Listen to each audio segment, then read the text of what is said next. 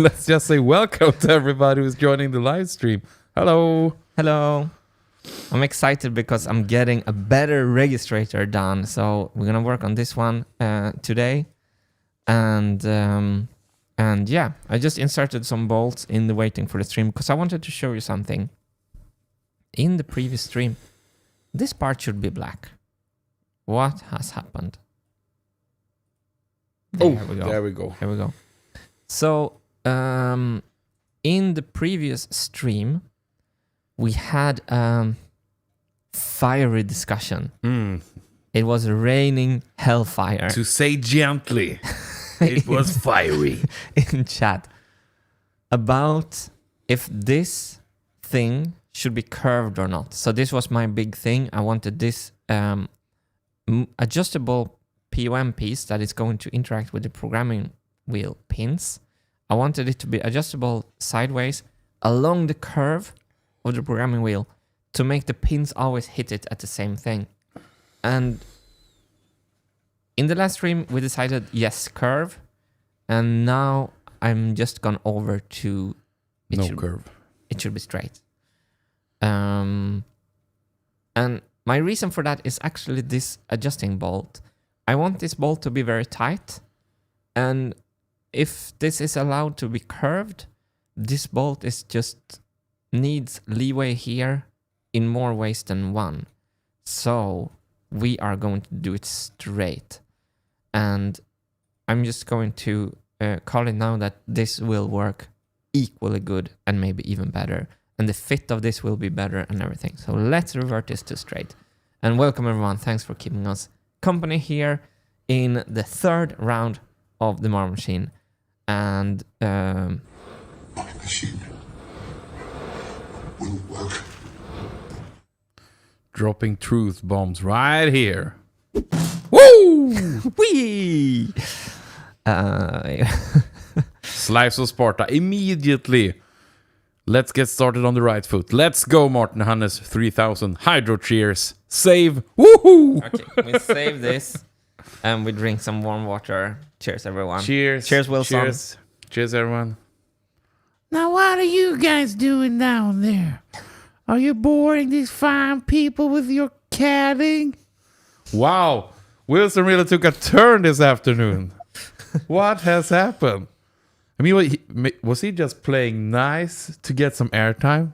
And look at those cables back there. Of course, when it's two morons like you doing it, it's gonna look like that. Well, Wilson, time for you to shut up. Wilson is like Alexa in the new South Park. Like, you should not ask Wilson to shut up. It will backfire badly. So, what was I thinking here? No, this is good. This is good. It's going to be straight. The angle of this, though, should be perpendicular to the center of the center. So let's remove this sketch line and let's extend this maybe.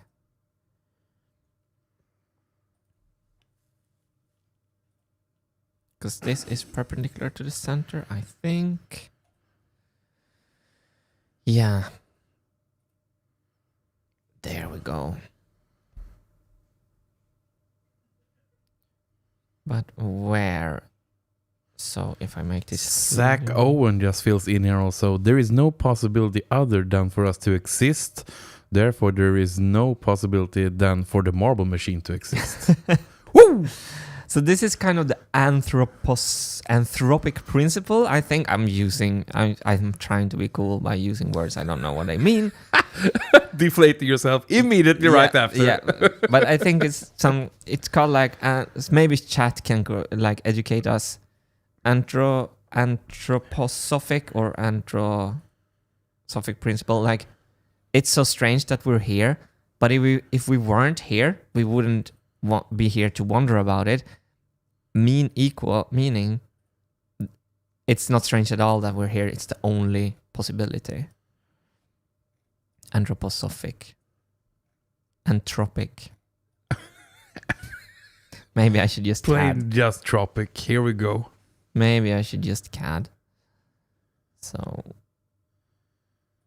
let's go straight. Team straight. There was a few people suggesting straight in the last stream. So you were right all along. Wow. Naut Mulder. What's up, Martin and Mr. 3000? My angle grinder shirt just came. And I'm so happy with the quality. I knew it wouldn't disappoint. Thanks for the great content. Boom. There we have it. Thank you so much. Glad you like it.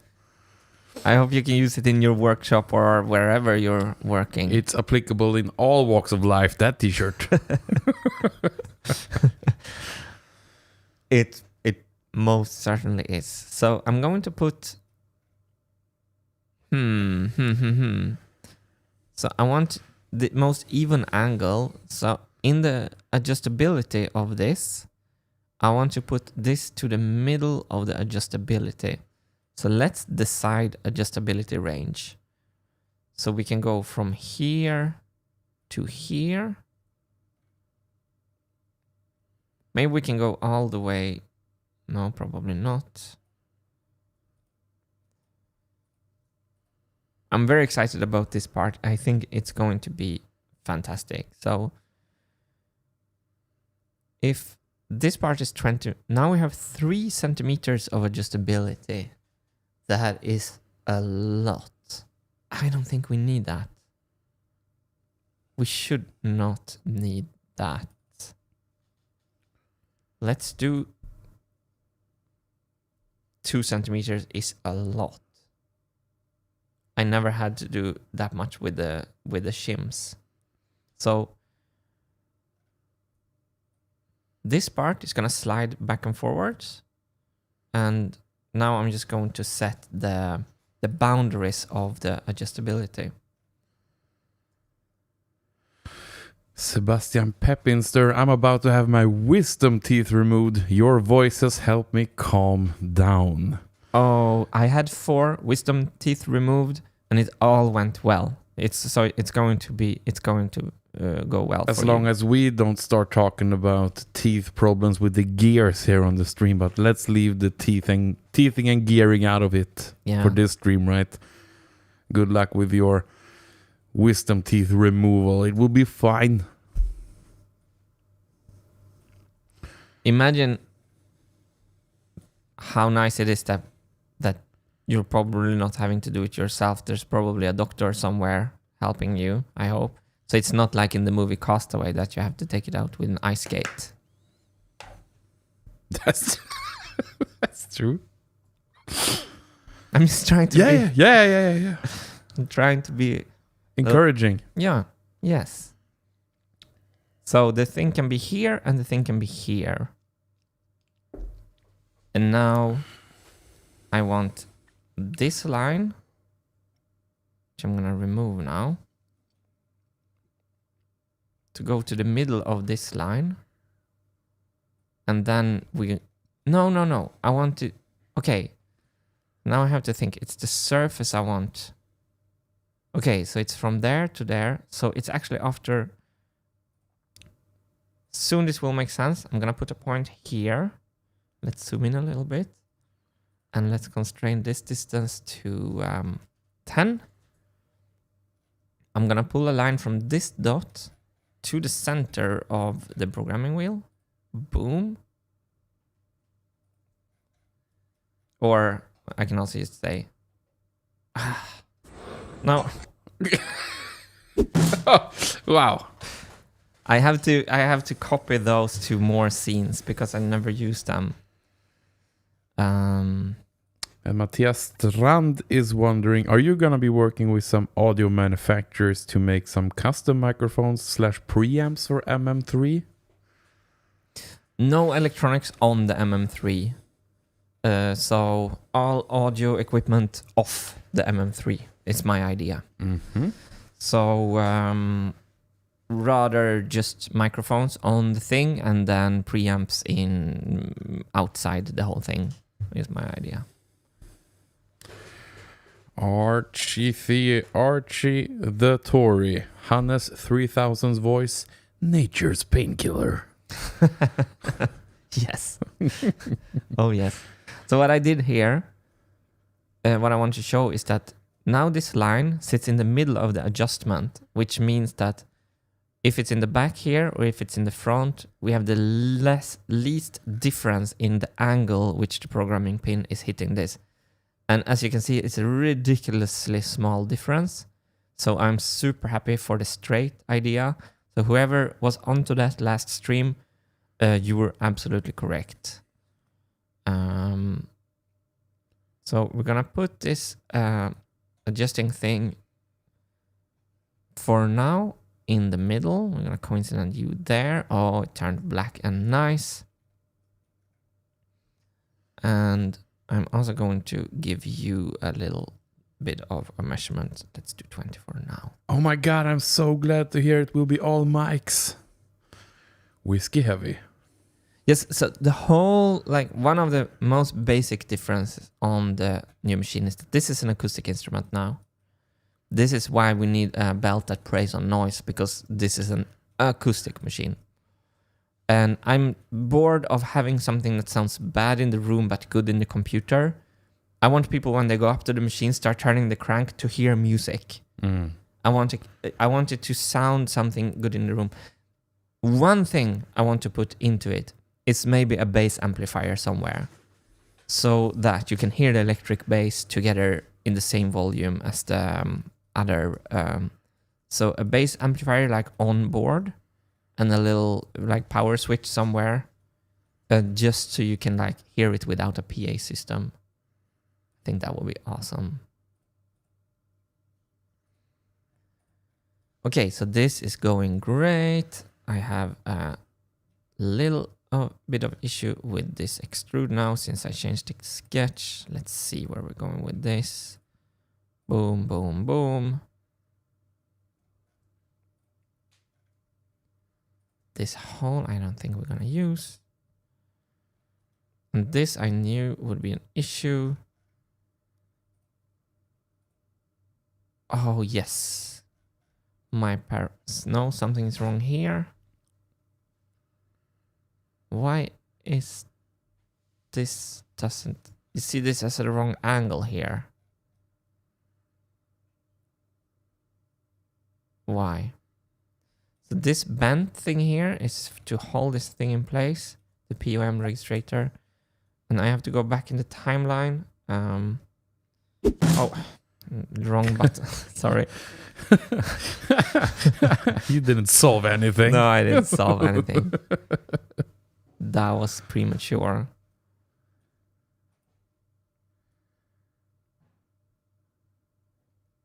What's wrong with this plane? Edit feature. Or maybe I just have to... So this is what I'm looking at. You see it has extruded strangely into itself. Maybe this is a bug. I'm going to edit this feature and do it again. No, it's not a bug.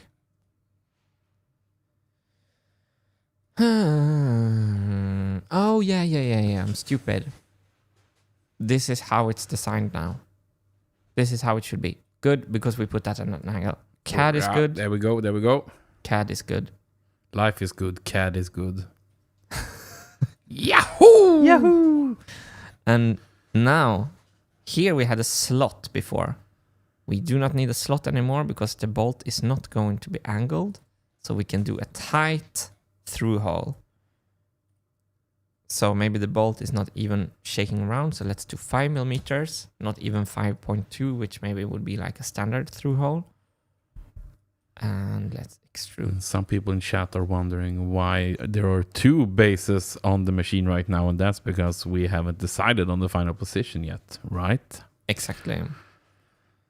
So that was something we talked about a lot this morning.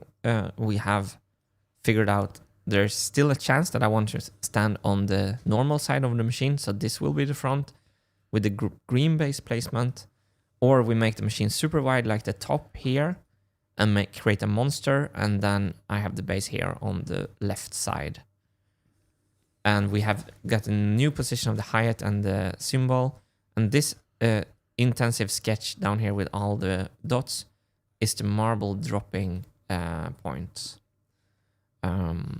Yeah, so these are the really big design decisions. Here we can have like a full-size vibraphone almost, which would be awesome. And there was Joy to the world. there was a lot of people like, make it as big as you want to. But then there was also people like, maybe not surround yourself with yes men all the time. Yes. Perhaps it should be able to transport it to different venues. Yeah, perhaps like it's nice to be able to play some more stages than only like one in the whole world.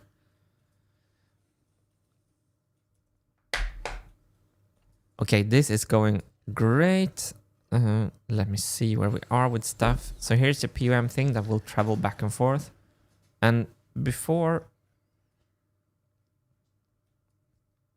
Okay, so I want to show you something. No, I'm going to add the bolt first. So when we do from this sketch, where are we? This one. Let's also make the tapping hole for an M5 thread, which is 4.2 millimeters. No, it's 4.0 perhaps. So, chat, what is the drilling hole for an M4 tap? You know what to do, chat. It's gonna be 4 for an M5 tap. M5 tap. It's gonna be 4.2 or 4. Probably 4.2. So when I do this extrude, I'm also gonna drill the hole in our POM. No, let's do it here. And Babe Champ with this one here. Martin, keep in mind that at no point did we ever hear you say, oh my, I have far too much space on the MMX for all these components. Does that what does that mean? Just make it as wide as you need to this time. Yeah, is that what it means? That, yeah. Doro, the first one here with 4.2. Yeah, I think that sounds great. Mike Thank you Perry, so much. 4.2. Let's see if they're actually...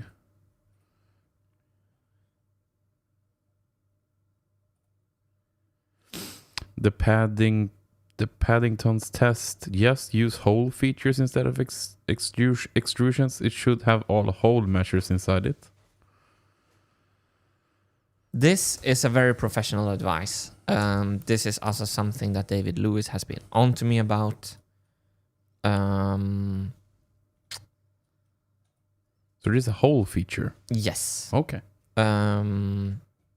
Up here, create a hole. Where is it? It's not here.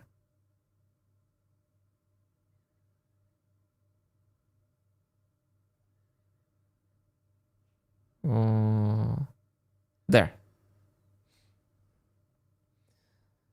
So basically it adds some more, it's a professional way to do it.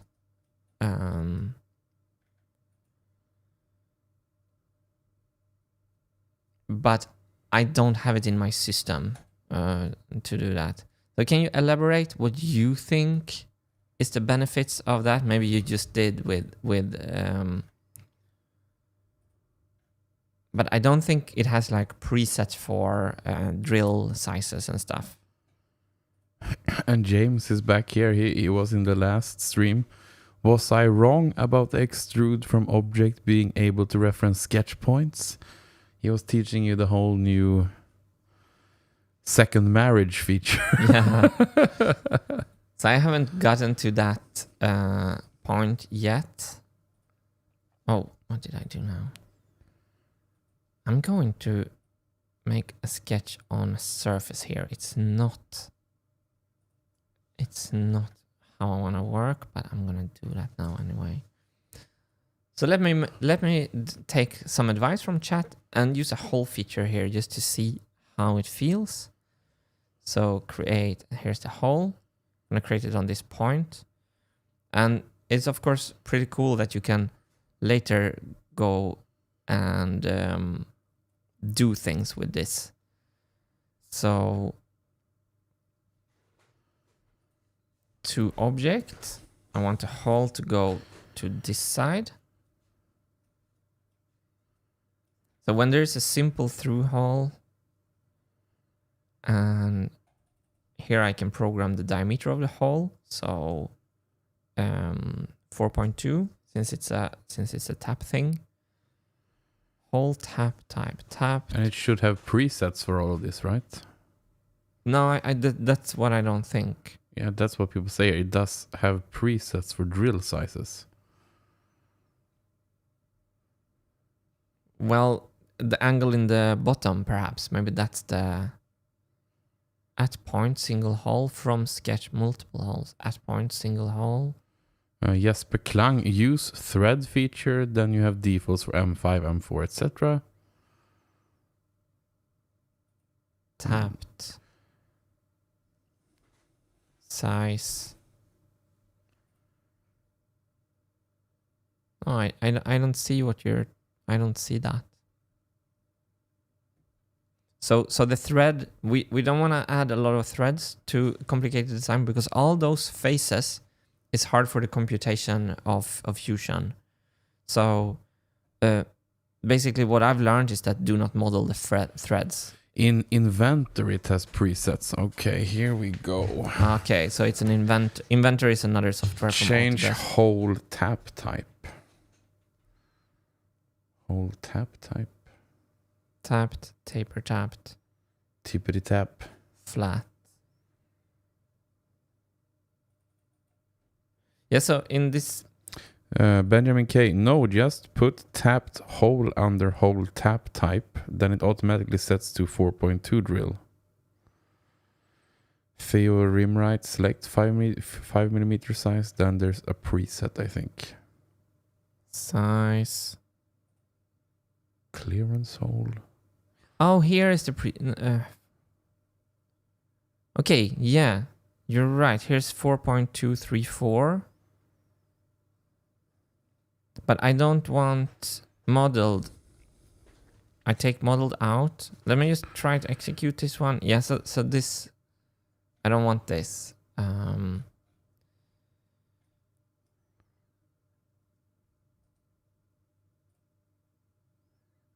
it's another...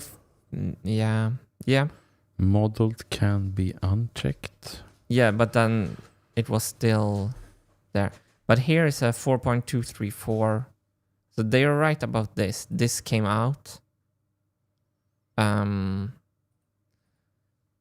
Yeah. I'm going to revert to my old ways.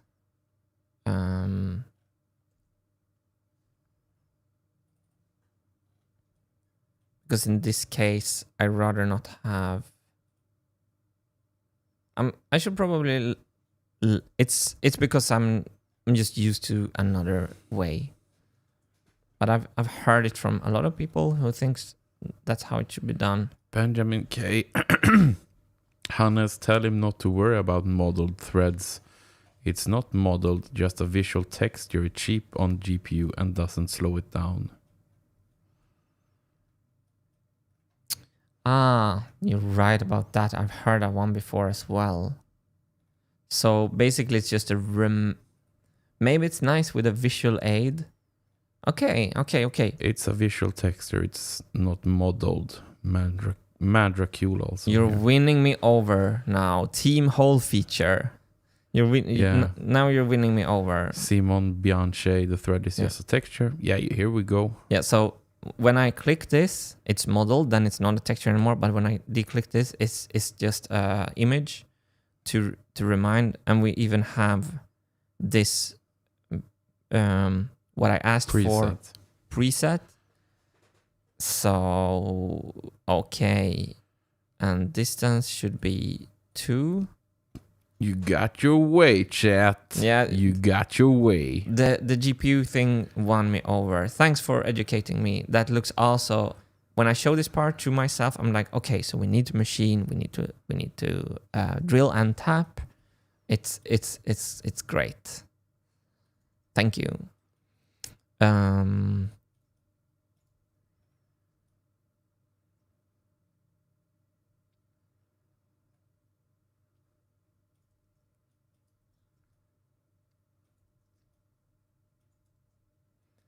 Let me make the bolt.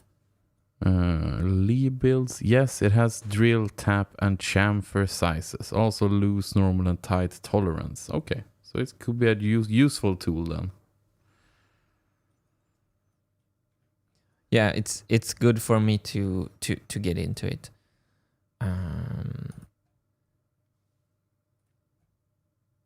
Hardware. Let's insert an M5 bolt. Screws and bolts. Metric, of course.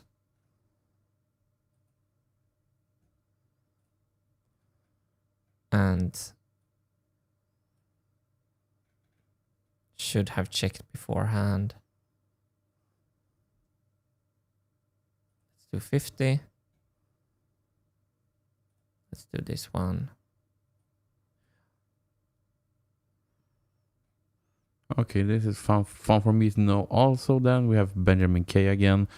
The benefit is all the whole spec details will be there when exported to drawings or into machine code for manufacture. So everything is already placed.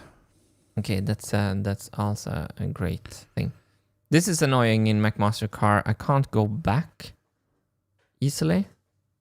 And because I wanted the partial threaded one. Once you go McMaster-Carr, you never go back. You know that. Fully threaded.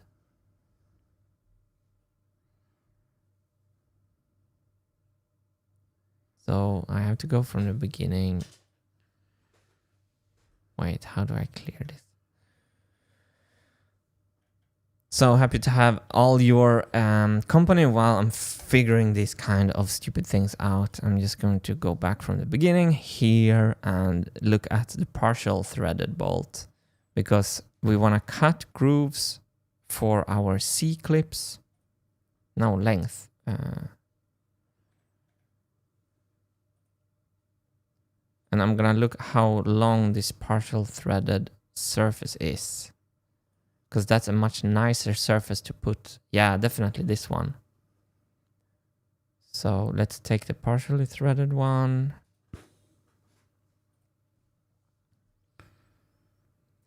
And let's import it into the design.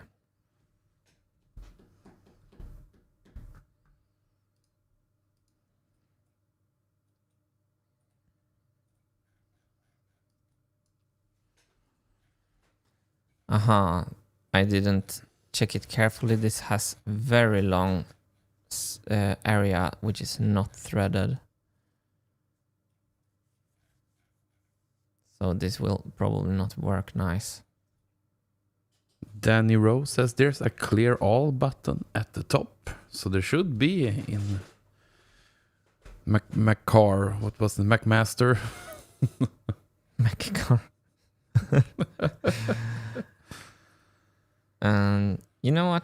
Let's make the bolt ourselves because we need to machine the bolt anyway. Machine the bolts. Yeah, so let's remove this thing.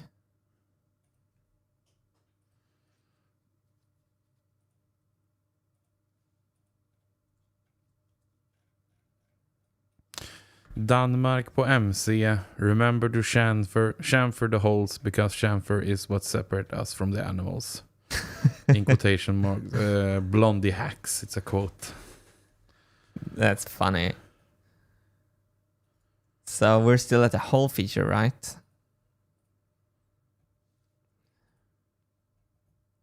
Okay. That was funny, actually.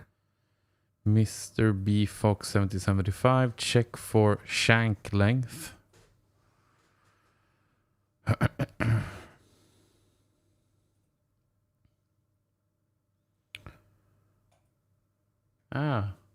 I see the clear all that you were looking for earlier. Yes, I think I'm just going to go minimum thread length. Yeah, I'm just going to go with a fully threaded one.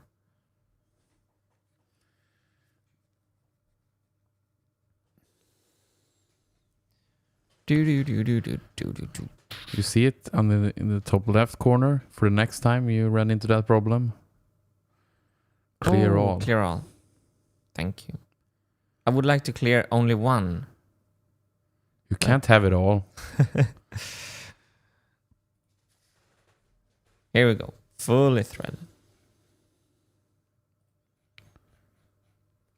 And what's nice now is that we had like a nylon washer before because people were scared about rattling.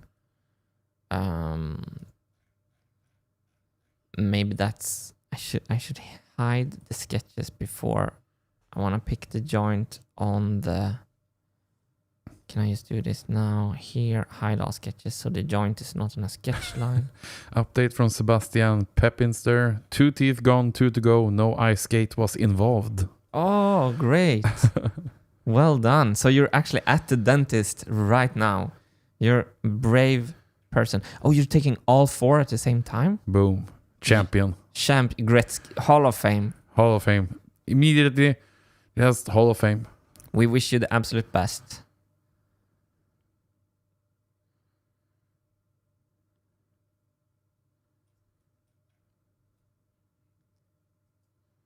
This feels great. And Ski. Great ski. I'm so happy that the curve is gone. This bolt was actually too short. So the question is, it would have been nicer because I don't know if a C-clip is sitting well on this bolt.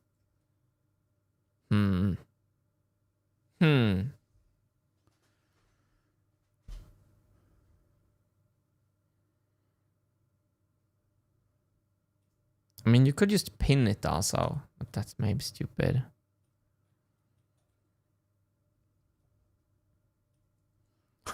And as Mike Perry says, real hockey players have missing teeth. Boom. That's a good one. Okay, let me actually measure this length and to see what kind of length we would actually like.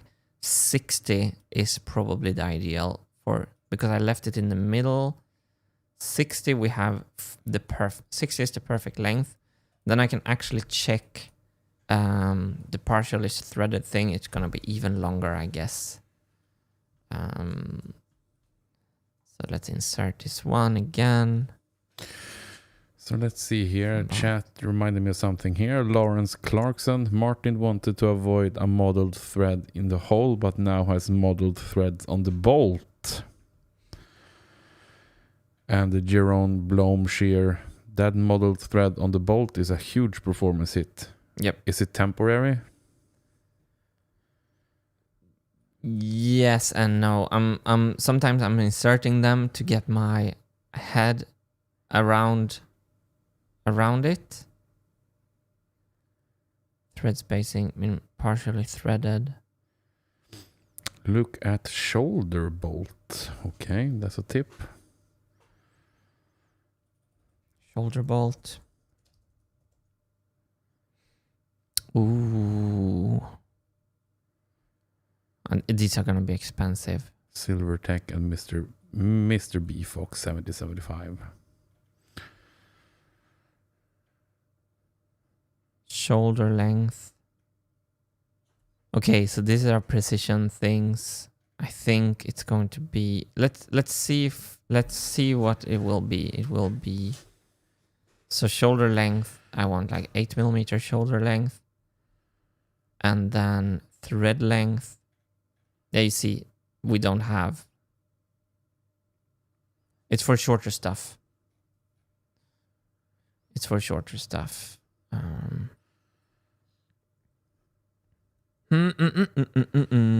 Okay, Marcus says here to change only one parameter in the MMC part selection, just click the blue text with the check mark again.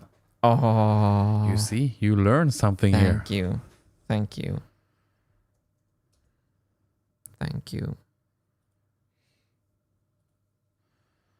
And the Enigma Blade McMaster car has threadless models for bolts. It's in the drop down that says 3D step. Brilliant. Gretzky, skating where the puck is going. Let's download one of those. So I am going to take this one now. 3D step, no threads. Too good to be true, but it's actually true. The Enigma blade. Thank you. I made a whole bolt archive for the Marble Machine X project just to avoid the threads. And now McMaster Carr have followed my lead, taken the hit, taken the point from me, and offered this to us. Beautiful. There we have the correct length. And now we can also then check if we should do our E clip that is lying down here. No, this is a circular clip. So let's remove this, delete this. So we had a discussion earlier about C clips and E clips. And E clips eclipsed the C clips in popularity. Woo! Right? E-clip. There's my favorite Swedish artist called E-Type. Set the world on fire. Do anything to get what I want. For OD 5mm. For groove diameter 4mm. Low clearance. No. Why do we only have one already? Show. Maybe 3.9. Yeah, this one. Oh, 3.9. That's even better. Spring steel. Expensive stuff. Let's take this one. Download. Boom. I'm just joining these things nowadays since I trust joints. I didn't trust joints before. Okay. So this, my friends, is my first... Oh no. Flip the joint. There we go. E-clip. That looks amazing, right? I've never seen anything so beautiful in my whole life, perhaps. It's going into this bent curve here, which is an issue. Right, me neither. Let me tighten the bend curve and let's just hope we can do that also in real life. Let's add so we can see the sketches. We can bend everything to our will, right? Yeah, exactly. Oh, yeah. That didn't pan out.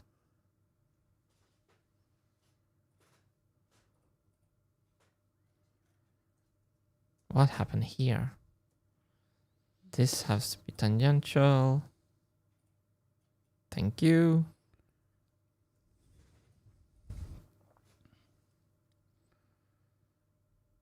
So maybe just allow... What's going wrong here? This has to be like this. Put opening of E-clip towards bend.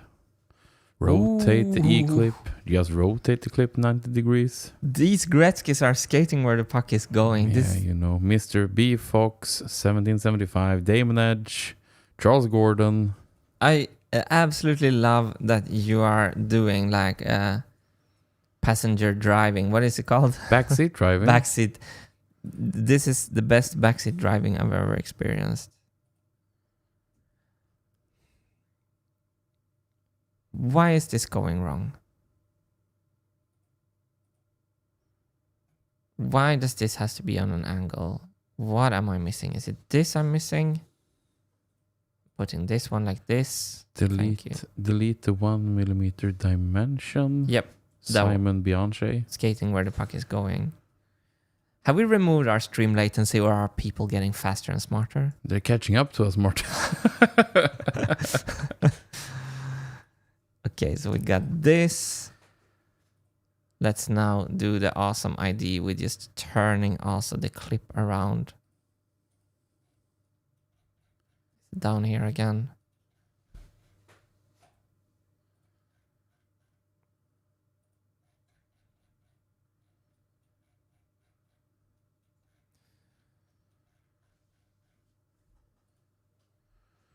Washer before the E-clip.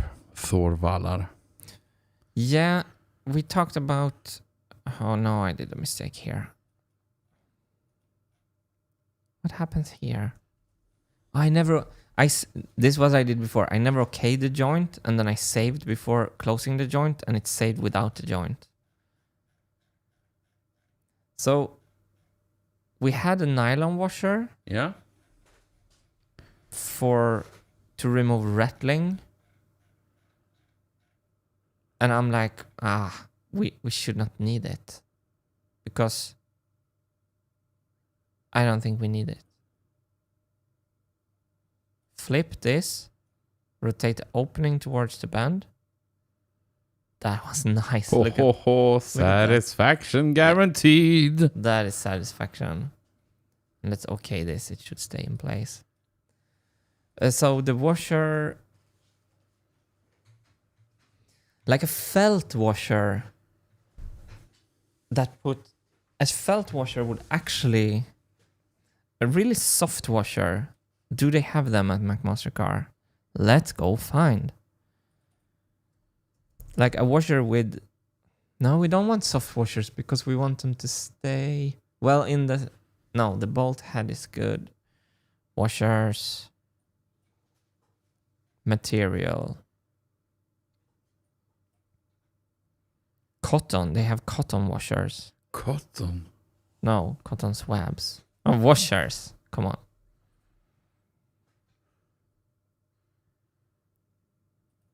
Let's go and have a look.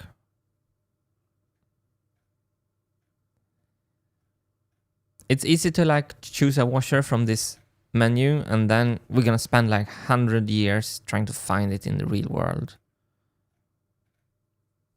Plastic washers for rigid insulation. For insulation.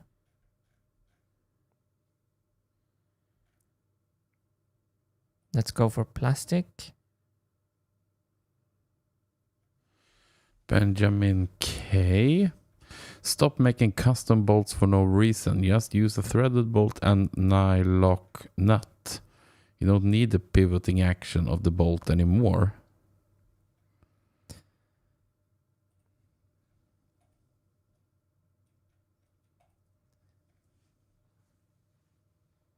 The nylock nut. Can we trust it? That's the thing. Mm-hmm. Can we trust that it will never bind?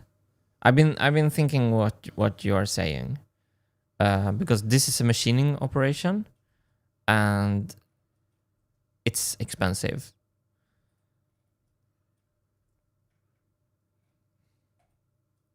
Perhaps 2 nylock nuts.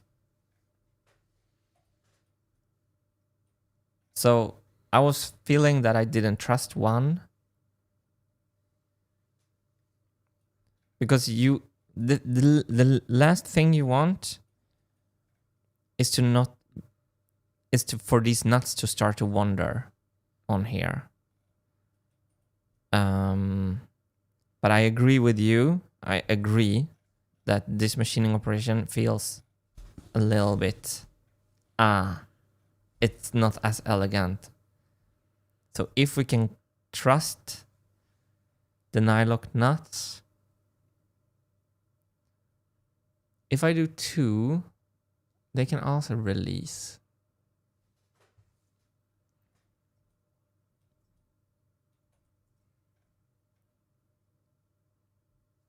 Leonardo Guido Salvi.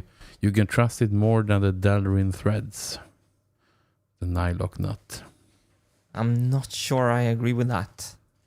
Because what I mean is that I can trust it to work, but if we turn this around and the nylock nut binds here, it shouldn't do that.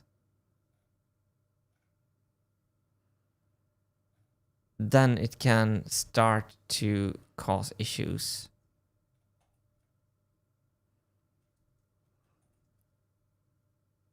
But it's the more elegant thing. So, yes. Let's delete this. Benjamin K. Nylon should be fine. You can also tighten it to lock the adjustment in place and it will not rattle. Ooh. There we go, everyone. Gretzky in the chat. This, wait. Yes, because I can push the other channels back and actually reach that little thing with a small little wrench. Woo! I think we have... Yes. That's a clear winner. There we go. And then we are... No custom... Okay. Yes. Finally. We got there. In the end, we just have to see if the nut is fitting here or if we need to move this out. Let's go and get an M5 lock nut. Simplest solution. I had this idea that I wouldn't trust it, and you talked me into trusting it. And the fact that we can actually lock it and get rid, because this should be a one-time adjustment anyway. So once this is locked, it's locked. Okay, so 1 or 2 this is gonna be because I want to thread pitch. I want just a normal thread pitch. Yeah.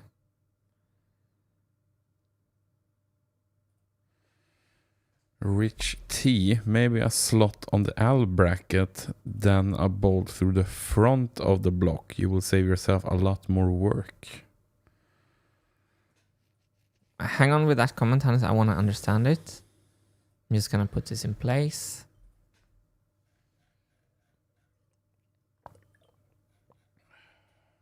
They even had the nuts with no threads. Wonderful. Flip. Whoa!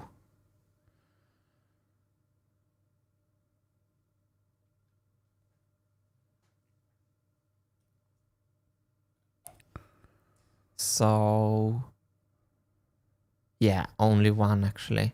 And once, so I turn this, I push the other channels out, I have a small little thing, and I just tighten this with a wrench. This is beautiful. No custom parts. This is bent from the steel factory, but like bent with robot, not by me. By 24/7 steel, hopefully. And this should just be good to go. So now, give me that comment again. Let's see, where were we? Maybe a slot on the L bracket, then a bolt through the front of the block. You'll save yourself a lot more work.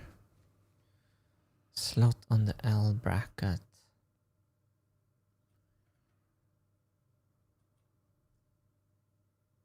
I don't understand. Me neither. But it sounded really good.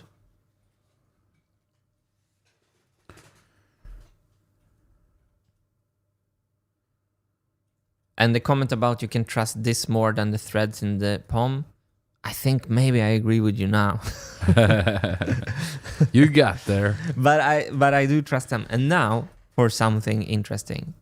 So check this out.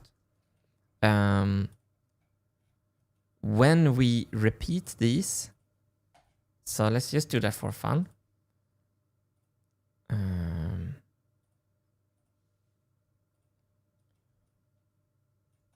So let's make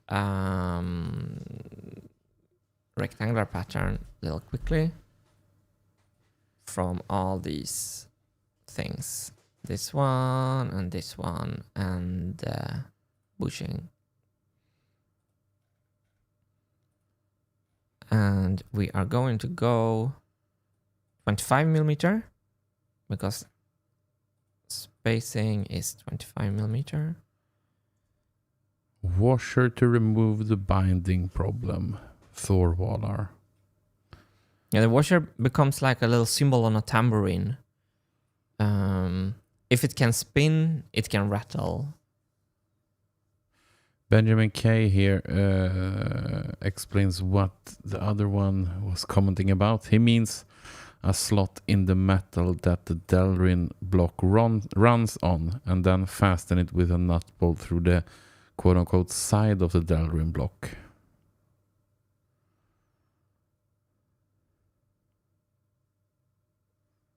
Okay, but it's going to be very hard to access that when this is happening. Yeah. So like I've designed this to have access from behind here.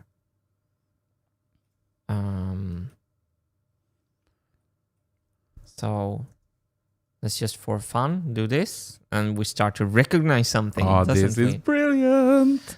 So now my point is that when these are hit with the programming pin, they will pivot forward.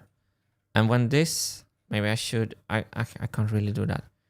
When one of them pivot forward, there's a risk that this edge will bind on this edge of its neighbors. So I realized that these are PUM, it's a bushing material. And I realized that we can actually make these blocks wider so we don't have a gap between them. So they will center each other also down here. And if we make them wider from this perspective, so they can never go next to each other, they can never bind. So then we have a super, so up here we have the bushings keeping each other a perfect distance. And down here we have these pond blocks keeping itself a perfect distance. The only thing to be really careful about here is that if we have an inaccuracy in the thickness, over time, it will build up. So it's if the blocks are machined to 25.1 millimeter, all of a sudden it will grow and expand, and after 10 repetitions, it will be a whole millimeter off. So the only thing when installing these, when machining these, we have to have them accurate, and 25 is the width of the POM sheet stock. So hopefully that's okay and very, very precise. But maybe every fourth or fifth, you have to make like a control measurement, like with a caliper, and perhaps you have to take some off or add like some small shim somewhere. Because when you're trusting sideways placement on the thickness of a part that you repeat many, many times, the little errors will multiply. So now I want to check how this moves, and I want to make this wider. Can we get a save and a cheer? A save and a cheer. A save and a cheer. Yeah, I've saved. You have saved. And I've cheered. Cheer for the audience. Thanks for all the help, everyone. Oh no, so you managed to save, did you? I was hoping for a big computer crash now. Wilson is cranky today. Yeah, totally Wilson is cranky today. So let's check how this thing moves right now. It's not sure that this will be the movement later.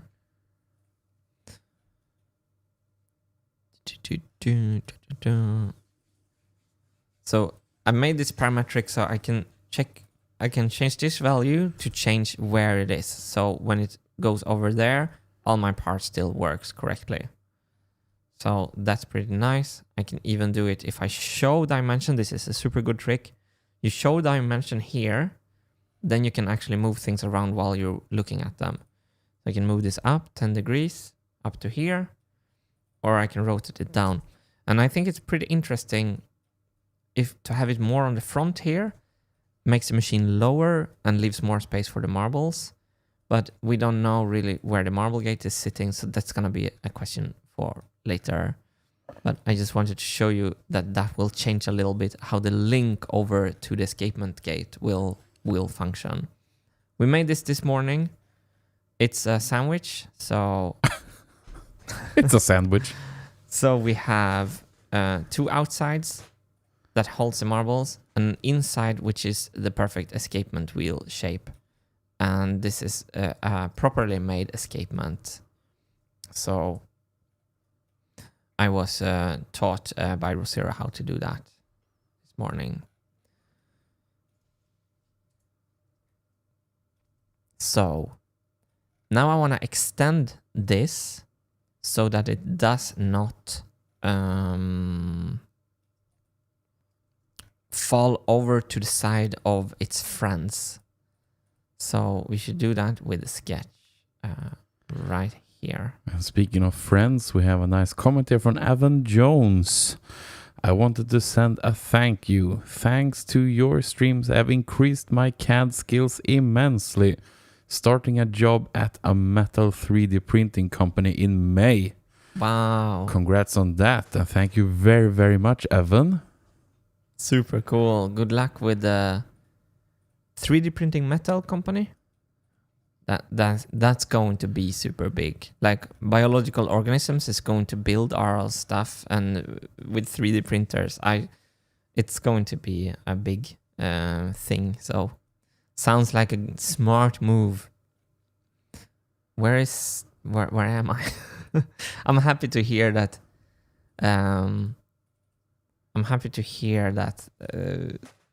It's probably useful seeing someone like looking for stuff and failing and then eventually finding it. I'm very happy to hear that.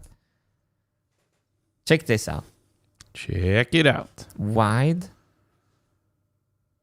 Because then it does not fall to the side. It looks very big. This is only 4 centimeters. It's not as big as it looks. But now we have to check how this will move. And to do that, I want to work in this sketch. I'm gonna move this up here just to not have it so. So basically, this corner would move all the way over here, right? I'm gonna take this corner. I'm gonna take the outline of our thing. And I'm gonna take this as well.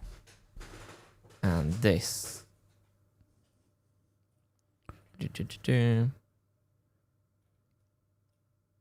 Wait, I want to make a hole here first. It has to do with the pivot thing later.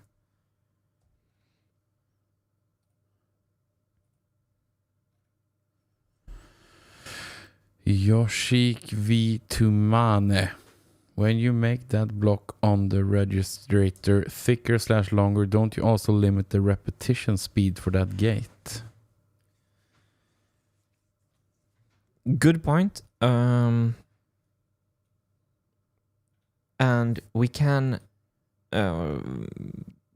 yes, and you can also see it as soft release because it will return slower, and the underside here will determine the return speed. So we could, if this is an issue, we could cut this part away. Very good point. And we want to weaken this part anyway, because this is going to have a shear function in it. So we should probably cut this out already now. Let's do that. Good point. Gretzky.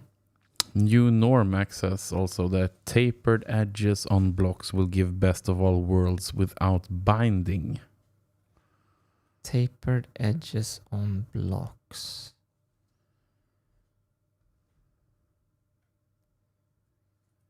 Do you mean in the slot? He also wrote a bit up here. Take for the edges of your blocks, so the furthest edge is the widest and the inner is the skinniest. Best of both worlds. Okay. So, can you read that again? Tapered edges on the blocks will give best of all worlds without binding. So the furthest edge is the widest and the inner is the skinniest. Because I'm not sure which And edge. Moen. Moen is back. Engineers assemble. Chamfer the corners to make it slide into the space instead.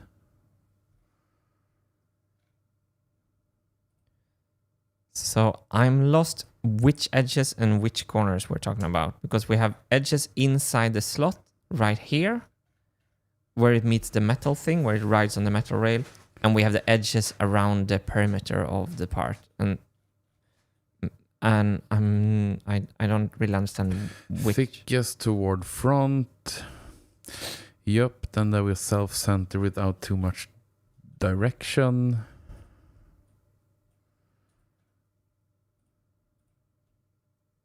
If they are next to each other.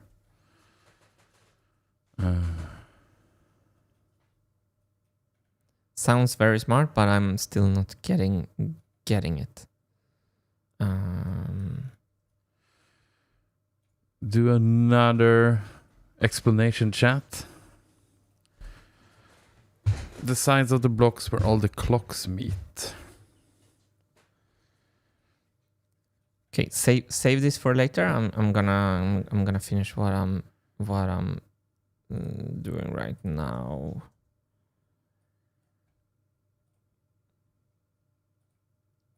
Symmetric and yeah, you can't do two objects on symmetric. It's strange. Maybe it's not so strange.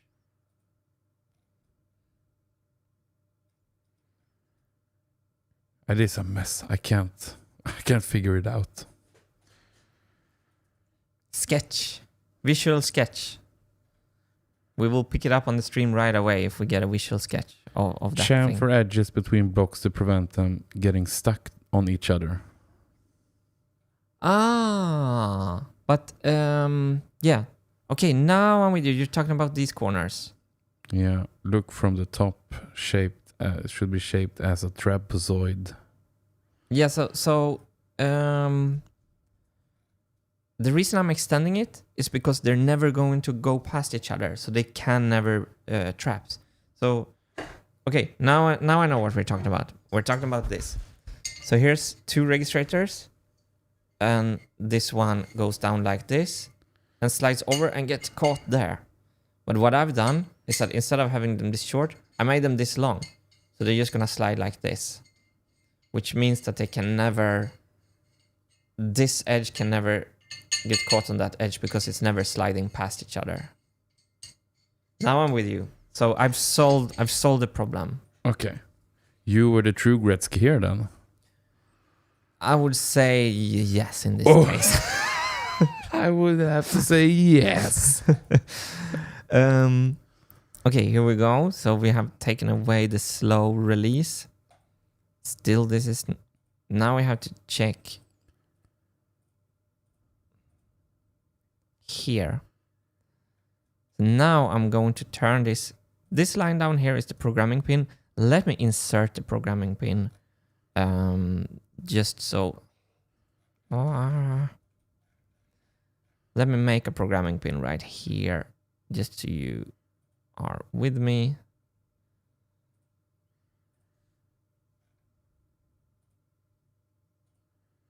That's the 3mm programming pin coming. It's a smaller world this time.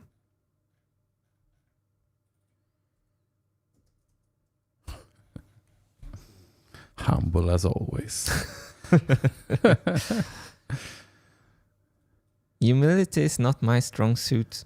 Everything else I'm really fantastic at, actually. No, thank you for asking.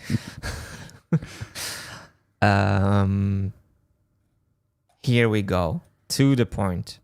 Straight to the point. Now I'm gonna bring the important elements with me, not this line. This line.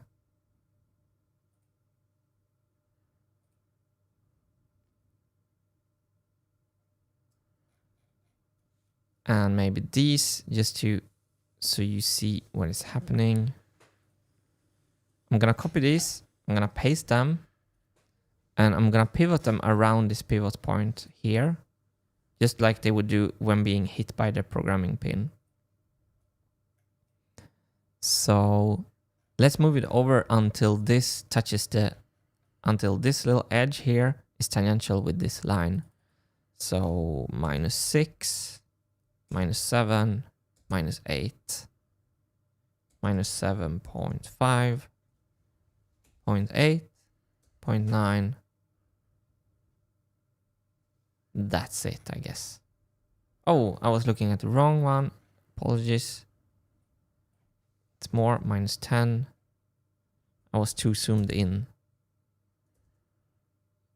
Oh, 9 degrees.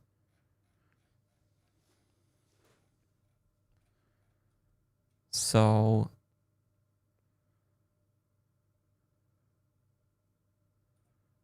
there we have the max position. And I'm going to just delete all this to not clutter the sketch. But I'm going to leave this hole. Because here we can see this is the movement of the pivot. And now you can see very clearly why I'm interested in pushing this whole thing forward. Because this is going straight up, as you can see here. But when we're going more clockwise here, this will go straight to the right, pushing this in the correct direction.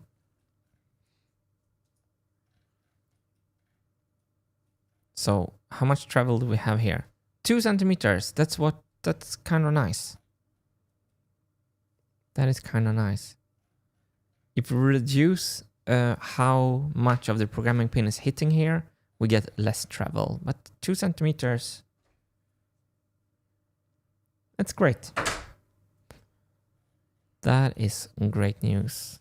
So I'm going to try to constrain this so we can move it around.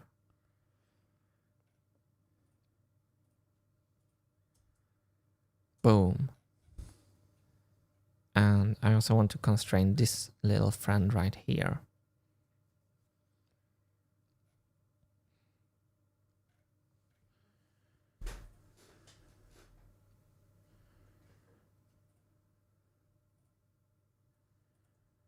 How are you feeling, Hannes 3000?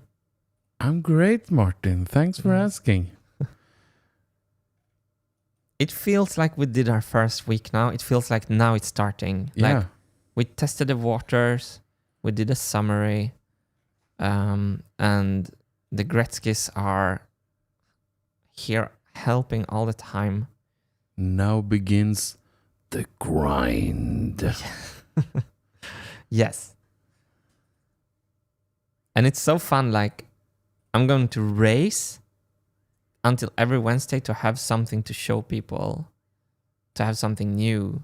Like every Wednesday, it feels like an accountability thing in a good way. Yeah.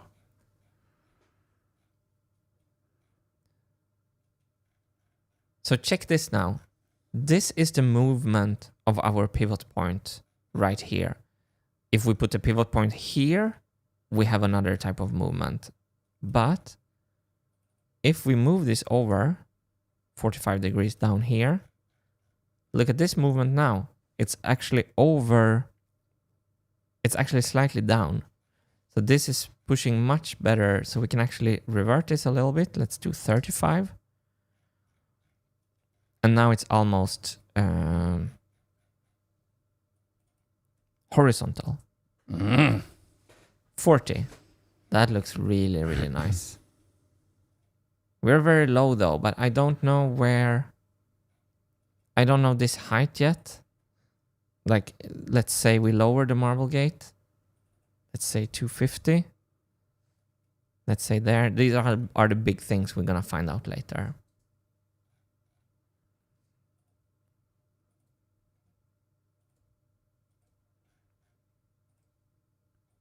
Let's clear some junk away. It starts to look a little bit better.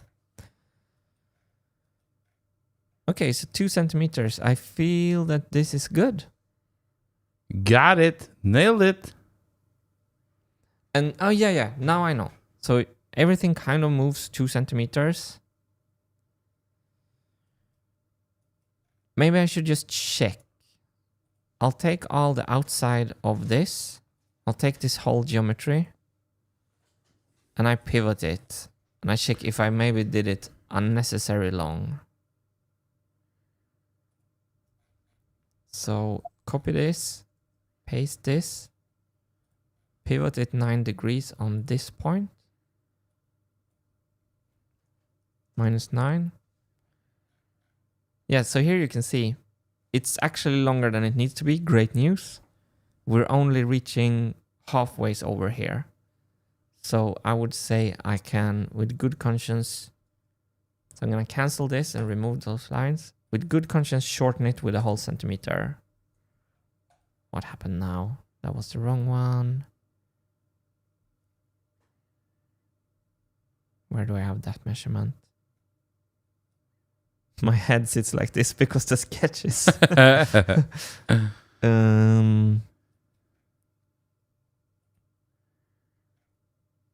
Where is...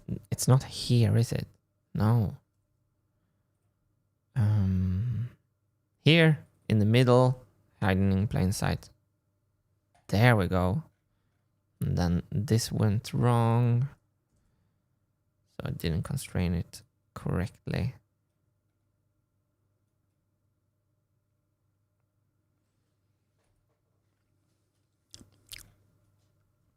Nice. So let's make also these. Let's put it back straight so I don't have to sit with my head tilted while cutting. I love this part. I think this part is great. Yeah. I'm going to clean up this sketch. I'm not going to have double lines. You saw I had problem choosing this line. And also, I want to make real sketch fillets here. Oh.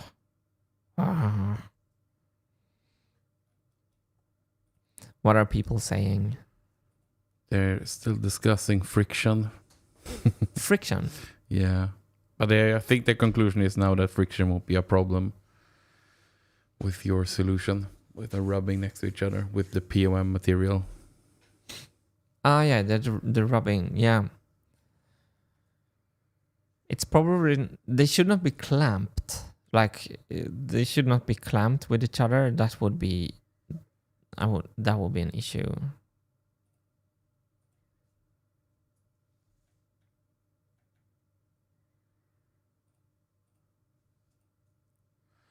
David E says, Martin, you shortened everything, including the metal part.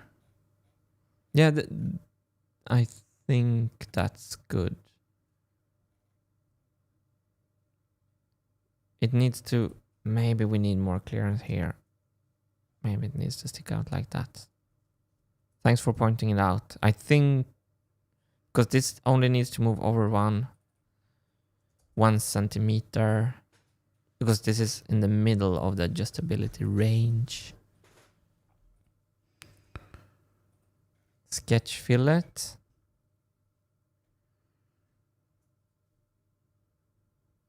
Nice. So I'm just gonna try to get these ones blue. Let's do black, I mean.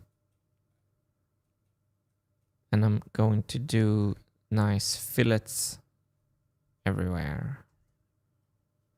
In the sketch, not in the fillet feature. Because we're not animals. What was it?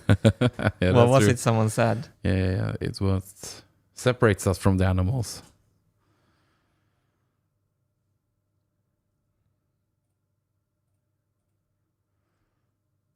Oh, you know what? Tell me. Big thing is coming up here. I'm heading home. So I will transfer my control station Over to you, me. Martin. Okay, this is gonna be my first time running the stream by myself. I wanna keep on working sometimes, so if you wanna hang out with me while I finish this piece, you're very welcome to do so. And Wilson have to take your place then. We're gonna miss you, 3000. Let's see if it reaches all the way there. So let's see how this looks.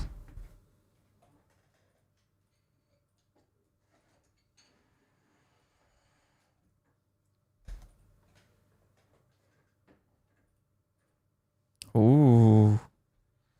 The power I have. Oh, and that's the... Okay. Now I'm controlling 3 computers. Your first lesson, Martin. Yeah. Press button number 2. And I say bye to the audience. Oh, bye.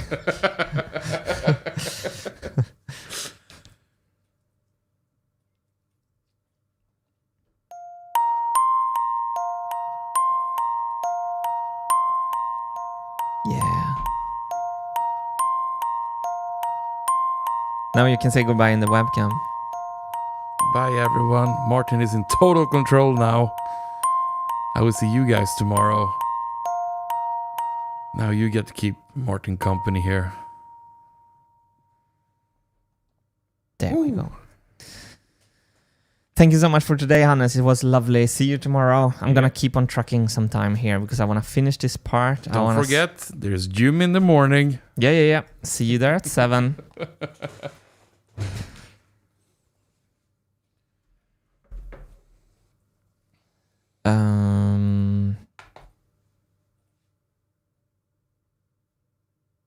Oh yeah, I have a towel, so I don't read chat always. So Hannes is now removing. He's removing my protection on my. Show them. So now I can see what you're writing. So be sweet to me, okay? Because this is a fragile snowflake if I ever saw one. So let's take that away, and let's get down to business.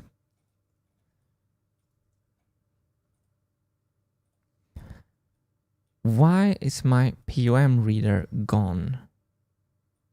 Does everything look good, Hannes? Yeah. Yeah. You know what to do. You can do this. Yep. Thank you. See you tomorrow. See you tomorrow.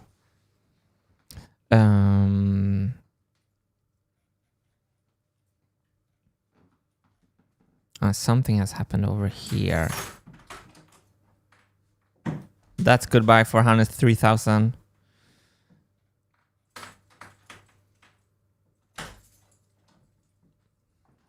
So probably when I... Okay, I have to do some damage control here, down here in the timeline. We have to see why things are yellow. Yellow sketches are like yellow snow. That's the easy way to remember.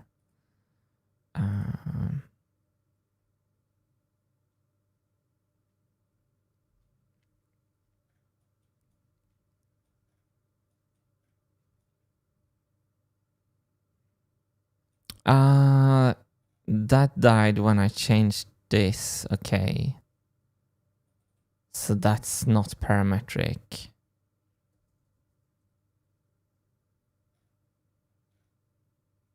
Okay, but that doesn't affect our part right now, so we can kick that stone further down the road.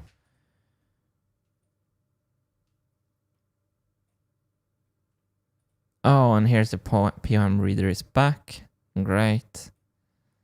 The whole feature needs to be chosen, I just think. The two is lost because we have a new... Yeah, there we go. Fixed. Good. Martin, will you ever publish your music box samples on your website, Vito Rudo? I've been wanting to do that forever. And we have prepared... I have a sample library that I built up over many years, and we prepared all of those. And I've not had the time to test them on different samplers. I want them to come out right. So I should do that. I want to share more tools. I like that. I made some nice tools to make music, and I would like to share them with everyone. Okay, good. We have this. Now we should have all our hardware in. Oh, is it this feature going wrong? Here we go. I was wondering what had happened. And it's of course this feature where we cut away the whole part. That's why the part is gone, and that feature we don't need anymore. I think this design is amazing compared to all the plywood jazz that we had on the first machine. I'm not gonna bring up that part now because that will only take time. So this one looks to be like we have to take this part away. There we go. So this morning we figured out how to activate this escapement thing with a pushing motion if the programming wheel goes to the right here. So let me push this over again, 40 degrees. And maybe we should repeat it now because I think this part is kind of done for now.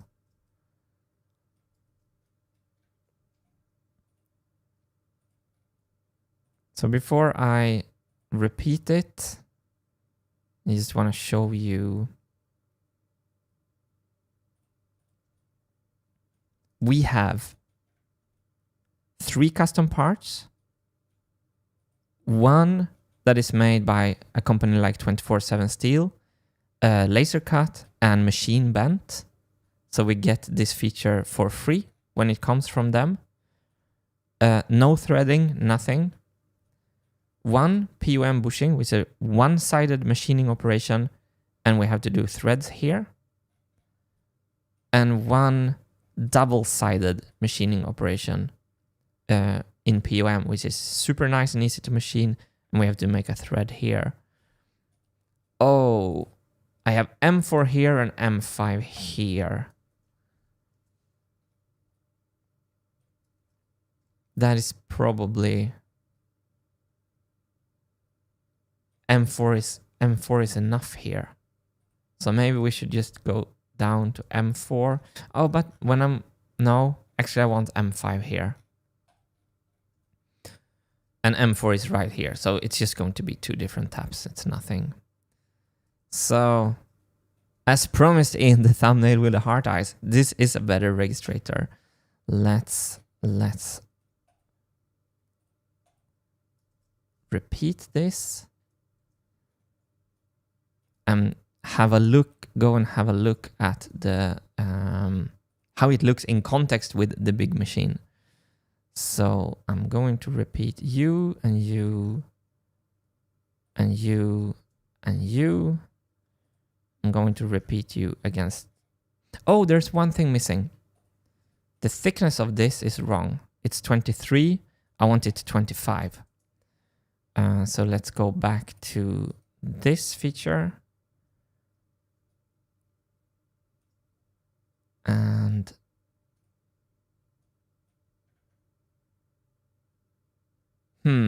how will that work? Yeah, it will work, I guess.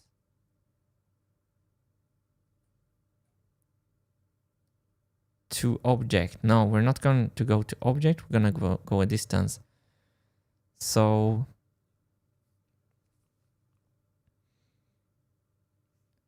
(15 + 8 is, I guess I should do this one 10, and that then everything will line up and keep straight. Is this 25 now? Yes. I'm gonna repeat this and then I'm gonna see what's happening in chat, because we don't have Hannes 3000 with us anymore.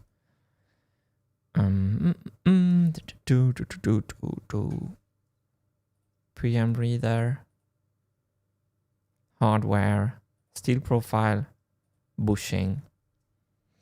These are the first serious part for the Marble Machine 3. I think they're pointing out a very, very, very, very good direction. Maybe they will be redone several times. But it's I love these parts. I feel very confident about them. Distance 25 millimeters, and we are going to do symmetric, I guess. Where is the origin actually? I'm just gonna have a guess to which side the machine is. Now we're gonna do two sides because the machine will be more to the right. So not symmetric, one direction. Let's do 20. Let's do 40. Here we go. And so now this is my point, that on the top of the pivot here, they are touching each other, these POM bushings. And now as well down here, they're touching each other. So as long as the material thickness is correct, everything will keep perfectly straight when being pushed.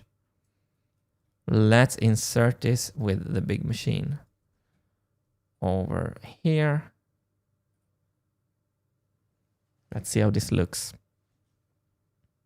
Okay, I did the pattern in completely wrong direction. So let me go back and fix that. Drink, drink, drink. That's the first thing I'm seeing from chat from Donny.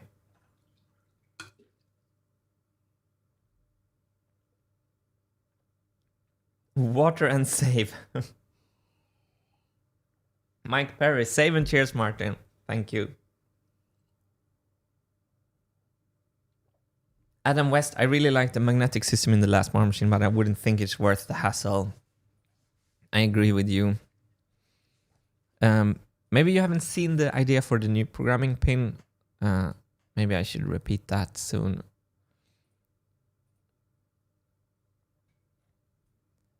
So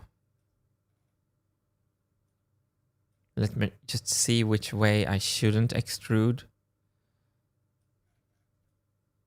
So if I'm looking at them from the X like this, they should be more to the left. So let's redo this pattern. Let's only do 20 that way, 15 that way, and let's do 20 the other way. Sometimes this doesn't... Brilliant. I made it in this direction. Sorry for this. I'm gonna delete this pattern.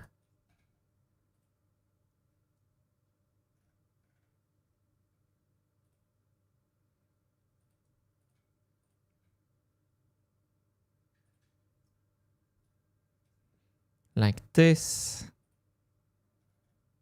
And one direction.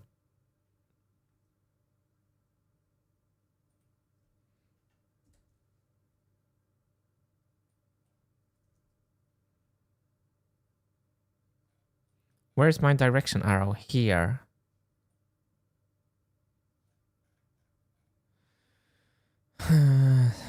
I'm not getting this correct. Can I... One direction. Sometimes this is annoying. Sometimes I can't get like... Wait, why don't I have two directions here? Let me just do the other direction then. Minus 25. And just do 40 that way.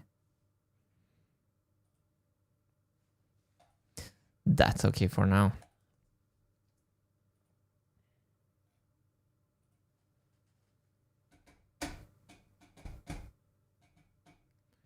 And I should hide the sketches because this looks horrible.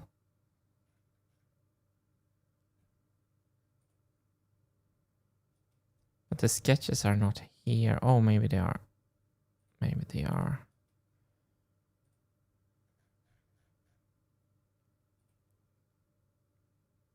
PM reader. That's the sketch gone.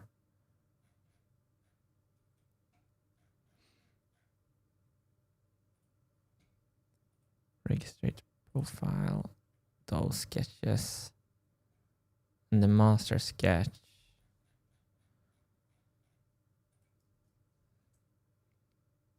Let's save it like this. And if we update here, the sketches will go away. Look at this. I'm super pleased with this, actually. So here's the big kicker. You can adjust it from here. You do have to reach in and also tighten this, but you can do that by just pushing these forward. It's not as clean as I would hoped, but it will remove any rattle. And it's straight, it's very utilitarian. Oh, we haven't made a shear function. I want to make these parts so that they break if there's a problem with the machine. So what do you think? 0.5mm clearance. Yeah, Ben Green, you only have one direction selected. The 2-direction option wasn't there. Maybe it's sometimes these patterns doesn't, I don't know.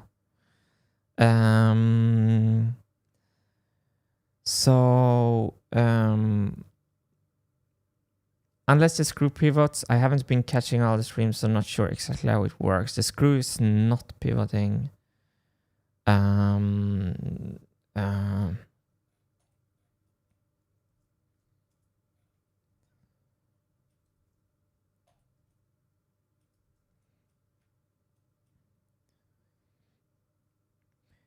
Yeah, Jordan Romber, you will introduce friction and the potential for binding twisting if there is zero tolerance between the registrators.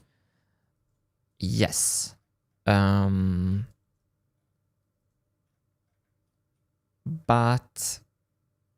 yes and no. They should touch as lightly as possible because they will keep each other in perfect line. So zero, and this is bushing material, POM. So it's meant to slide against each other. But you're right, it has to be a light feeling. So I think the proper thing in CAD is probably to, because the stock is 25. So I think the proper thing in CAD is to leave it at 25 as a nominal value and add the tolerance in the machining step. I'm not sure about that, but might be. And as I said before, if there's a single issue with the thickness, if it's not exact, the error will multiply over time, but then you can go in and correct it after 10 or something like that, if you want to do that. The other way to spice them evenly is to have something else, like a comb here, and I don't want to do that. I think this, you can control measure this when you assemble, and you can get it very, very precise. Inuyasha, Martin, if you switch the back nut to a normal one and move the locking nut in front, you will be able to fully adjust the part from one side. New Normac, Martin, I'm worried the nylock nut does not have enough space to rotate. So let's just check that.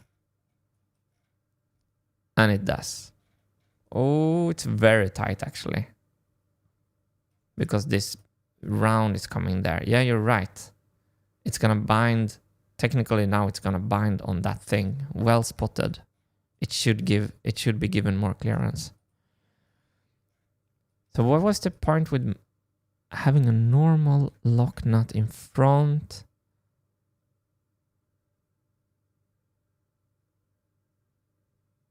This thing I didn't understand. I think the one lock nut is good, but I think, well, we'll see about the band. Maybe it should be moved out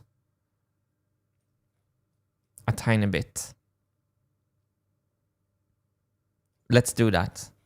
Let's move that hole out just a millimeter. Well spotted. Good point.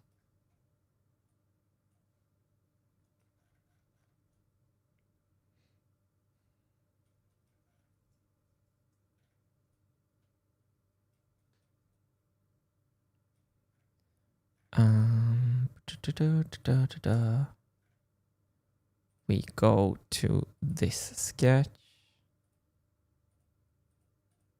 here, and everything else should follow. So it's 4 now. It even looks better as well. 5. Now this will rotate nicely. We don't really know how this band will look, and this hole is also followed. Good. Thread a hole, but a locking nut where you can reach. Put the locking nut where you can reach it. Yeah, this hole needs to be clearance hole. Okay, so while we're here, we're actually going to weaken this part to make this part a shear part. So if something happens with the machine, we don't want the whole machine to break. We don't want the programming wheel to get broken. We want some replaceable part to be broken. And in my idea, this is the best. This is the best place. So, question is, where do we weaken this part? And I guess here. And how do we weaken this part? Probably we could weaken it with drills from 2 sides. So let's do that.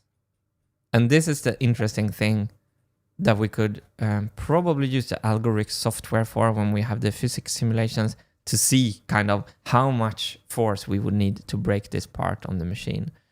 So let's head over to this sketch. No? Why not?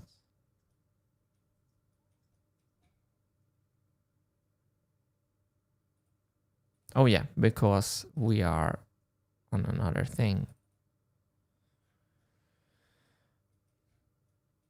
And let's make like a kind of a line where we want, so this line is the programming pin. So now I'm gonna make a line where I kind of want this part to break through.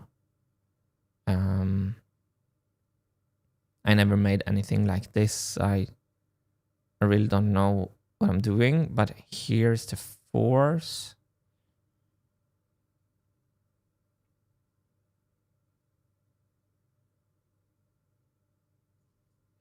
Wait, if I lift this up,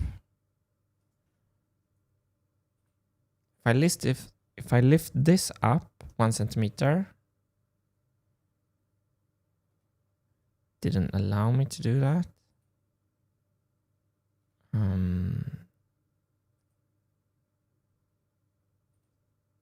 Let me just take away some constraints here. I think we can break the tip off more easily. Okay, there's some constraints. Let me remove this. So what I'm trying to do is I'm trying to weaken the part so this part will break if there's an issue somewhere else in the machine. So on the original machine, the magnets broke when there was an issue, and that was kind of handy in a strange way.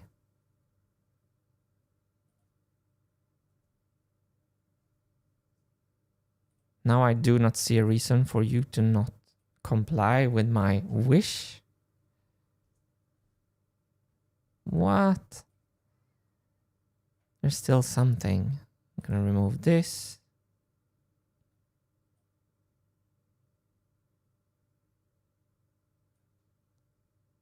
Yes, thank you.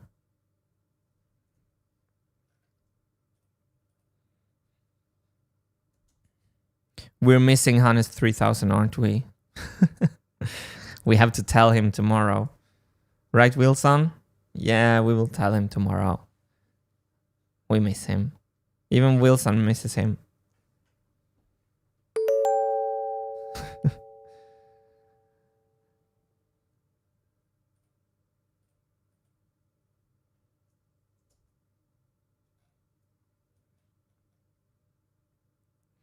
So now I'm weakening this part already like this. I think this looks good.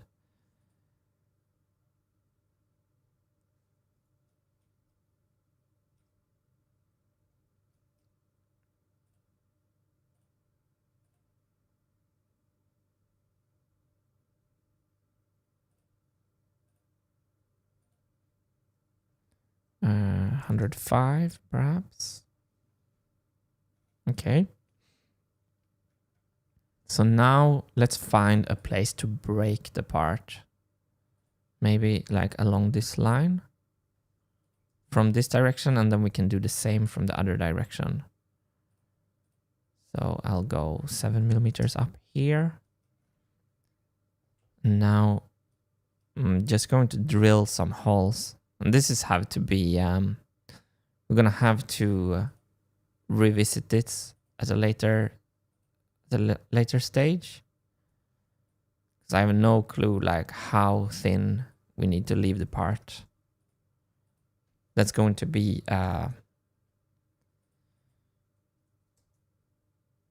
discussion for the ages.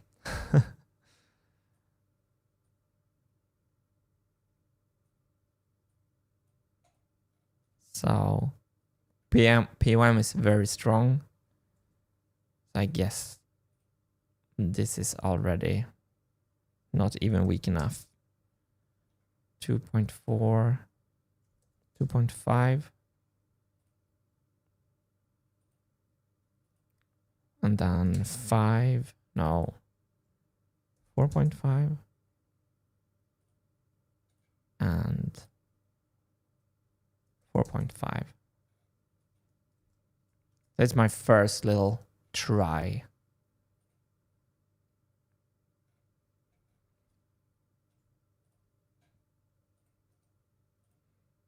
So when we're extruding, we're not going to extrude these 3 circles.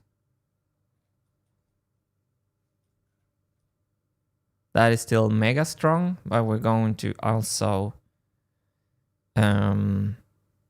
drill from the other direction. Yeah, maybe it's good. Maybe it's good.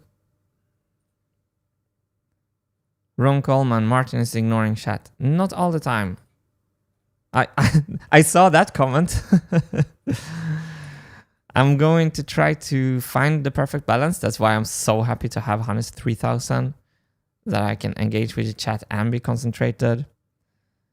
Andre Merlo, I agree with the fact that the pins should be part breaking. That is by far the best idea. The pins are made from metal, and are made from steel. And the place where we need to make them weaker, we're scared of the pins getting stuck in the hole. If you take them off and they're stuck in the hole, that's not nice, because then you have to drill them out or something. Then you destroy the programming wheel. And the pins over time could become bent if we kind of like make them weaker. That's why I felt that this is better. So can you elaborate on why an idea is the best idea? And that would be super interesting.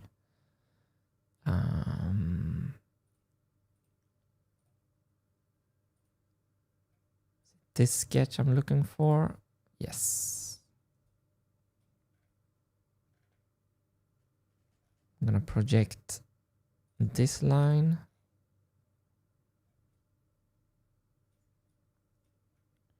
Suggestion to make the pins the failure point from Daniel Rennershow. Would that work?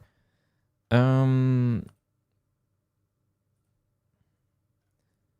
the pins are 3mm precision pins. Right now. We're already machining them. because we're gonna make grooves for O-rings in them. So they're already put in a CNC lathe, which means we could weaken them as well. So it's an option. But as I said, I'm scared of having half a pin stuck in a hole. We're gonna have venting holes. Since we're gonna have venting holes through the programming wheel, you will actually be able to push the pins out from the inside of the wheel after something like that would happen. And I don't think any of the underside will be covered. I'm not sure about that.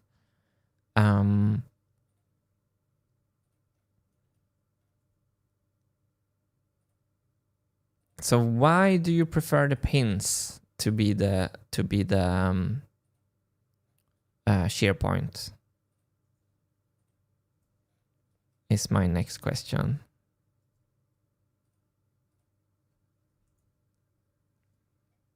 And why do I not see anything here? Let's isolate this.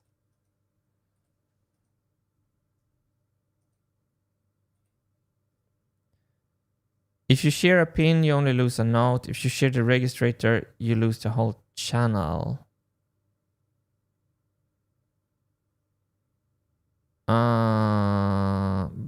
Yeah, that's true.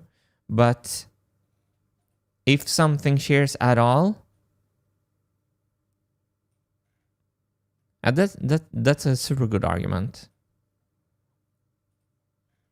I would say perhaps we should even have both. Probably that's not good engineering.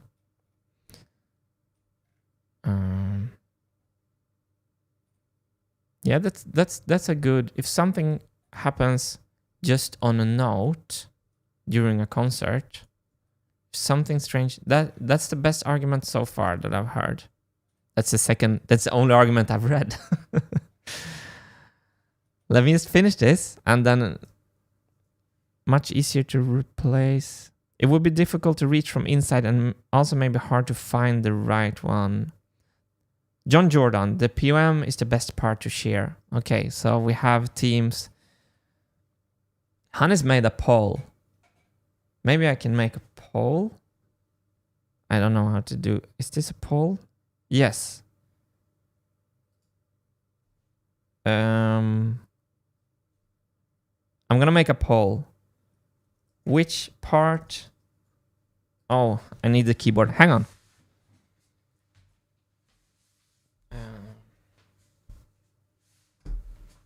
I'm going to go over to this camera for now. I need this keyboard, I think. Yeah.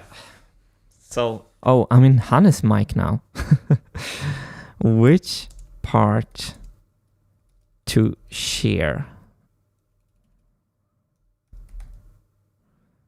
And then, so this is my first time making a poll. So, POM,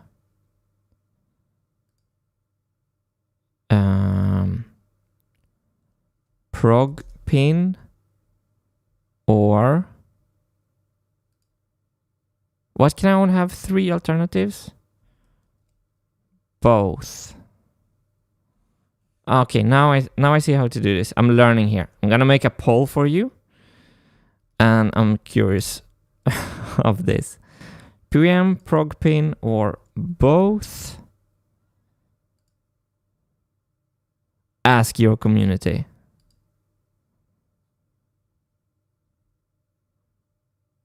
Okay. Let me know if that actually worked. Yes, it's up there. Okay. Cool.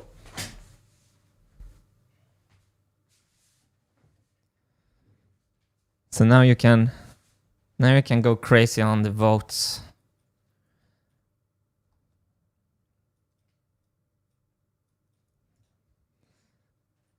So I'm going to finish CADing this.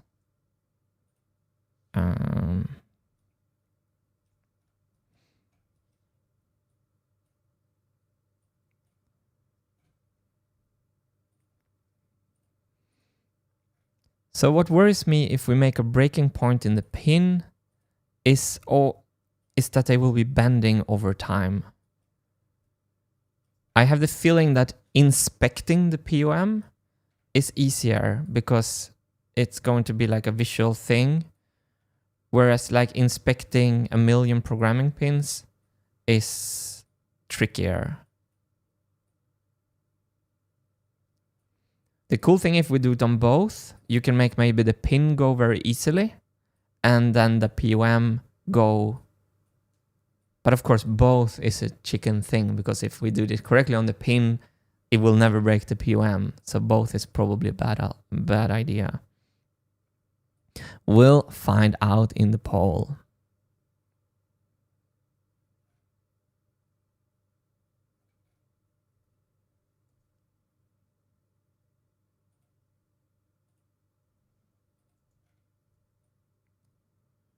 Why is this not snapping? I do not understand. You are tangential to you. Thank you. And you are 4.7.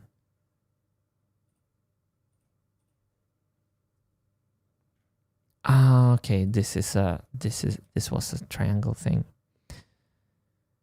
Make the shear pins in the muting system from Leonardo Guido Salvi.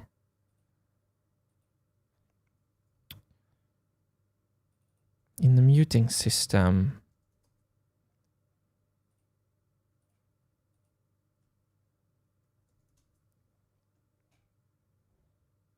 Team Clutch.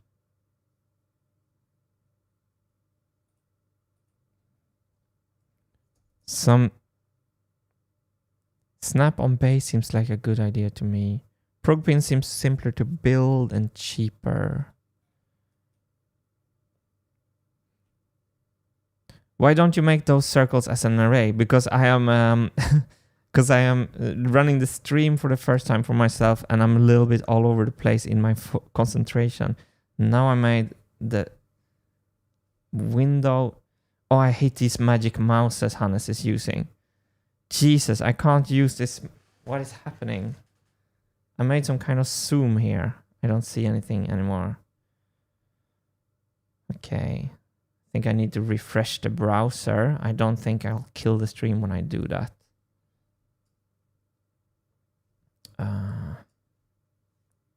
Okay, I'm definitely going to forbid these magic mouses from being part of our live stream setup, because they have like gestures, and I think I just managed to zoom in like 100%. View, zoom out. Okay, yes, I got it. Zoom out a couple of times. Should get us back to business.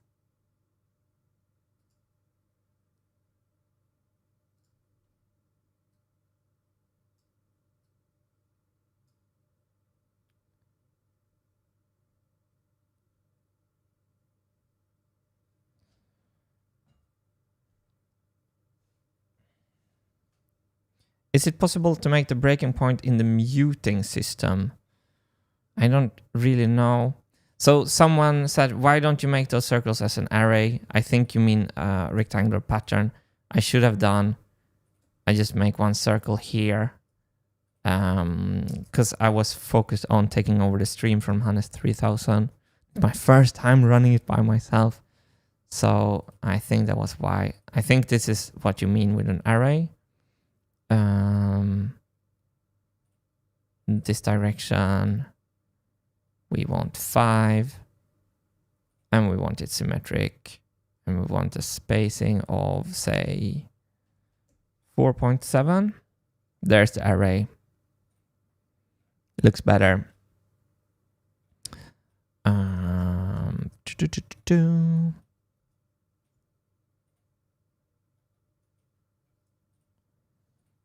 So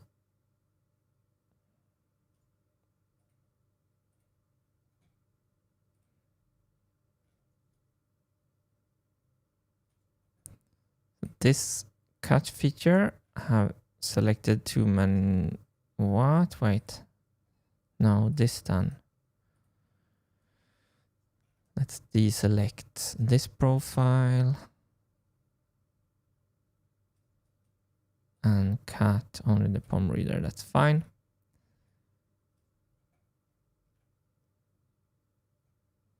So let's make another, let's make it like this. Da-da-da-da. Look at this. So this demonstrates one idea. We can very accurately find the strength we want by increasing or decreasing drill size here. I think this is pretty cool. And we can do it while we machine the part. Having two shear points on the same force results in very being difficult to balance the required forces to allow the function without shearing, but shearing upon a crash. Marcus Hoffman, Wintergatan live. Actuation of the pins should be light enough not to bend them, otherwise the release of the pins will be audible. So pins as failure point seems good for me. So I really like the fact that if something happens, I thought that when I mean catastrophic failure, I mean like a marble in a gear or something like that. But it's true that to lose an entire channel and to repair this on during a concert, for example, it's pretty scary. To only lose a note is much better. I have zero understanding of how to make the metal pin snap.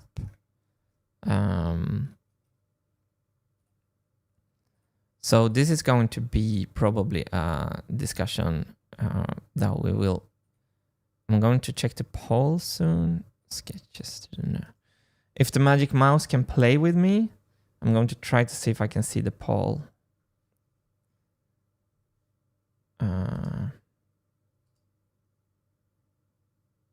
Oh, PUM wins.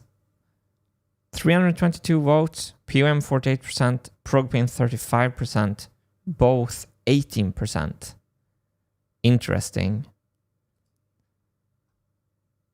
So my biggest reason, thank you for voting. My biggest reason for doing it in the PUM is because I understand PUM better than I understand the metal. It's a material that I'm like,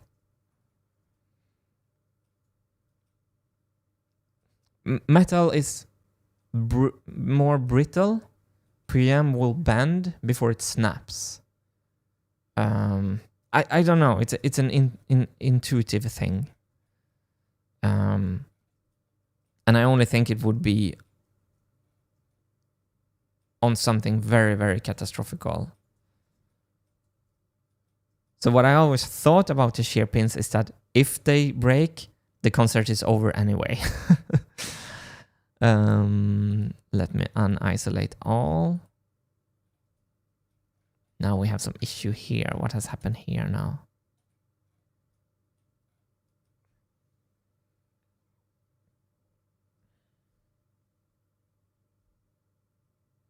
So I'm trying to read chat, but it's a crazy zoom in. Kai had chance. A slot instead of crossed bores would make it easier to calculate the strength, since a shear face is easier to calculate. Okay, that's a good idea. I think I'm going to put this part out on what do the scientists say they do? They like put something out on something. When they put it out to people, other people. Basically, that thing is going to be revisited. I'm going to put it in my notes right here. Shear question mark on prog pin question mark or on PUM registrator question mark. Or both, or somewhere else. This is the kind of perfect thing that we can take feedback on for a long time in the project. And since we're in digital, no decision is final, and it's going to be possible to change it anytime. So before we move on, I have to see what has gone wrong here. Somewhere we have an extrude that is not doing what I want. What is this? What's this part?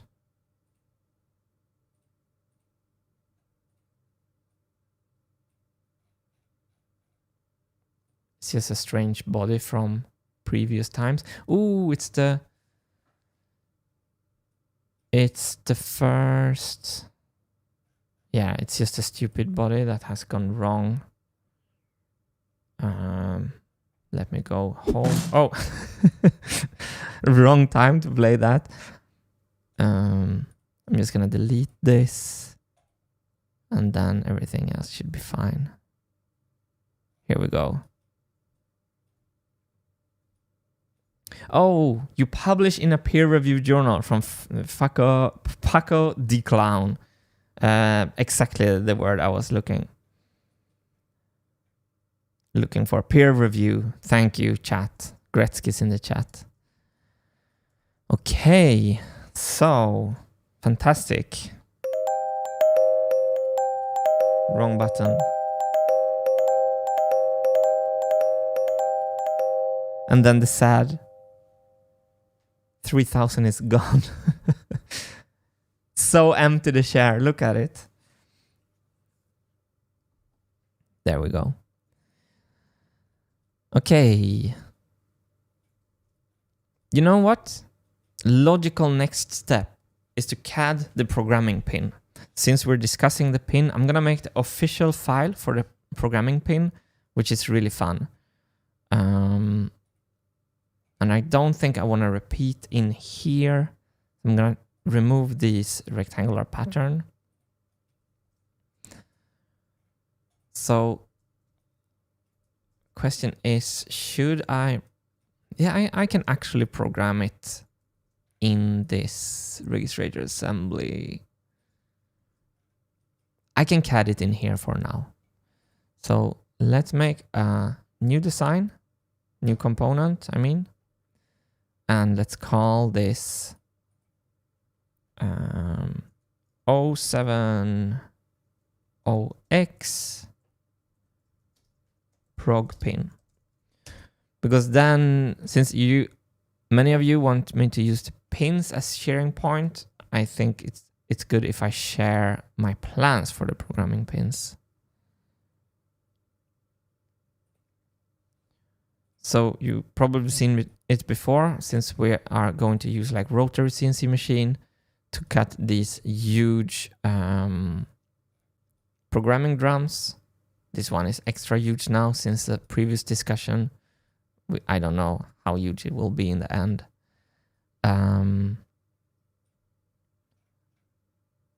We can do a much simpler and nicer programming pin solution this time. So we're gonna drill the programming holes, which is very easy for the CNC machine. So and we're gonna have it held in place by friction and not magnet. Wintergatan, you could use springs instead of a breaking thing. That way you get a chance to fix the problem during a concert.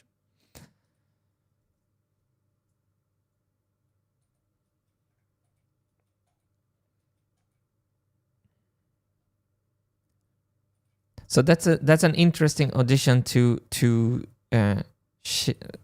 I'll note it, or somewhere else, or a deflection like a spring. Structurally, that feels more complicated. I would probably prefer the pins over a spring, but good that you pointed out like something that is also possible. So I'm going to make a new sketch on the master sketch plane on here. Yes. I'm going to project some stuff. Let me project this line and this line. think that's everything I need. Let me isolate this now.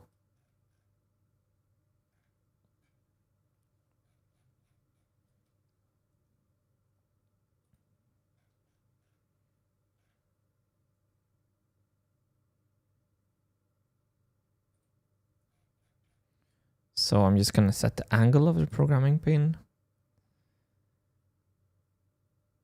How many O-rings will the wheel need? Do you mean programming pins?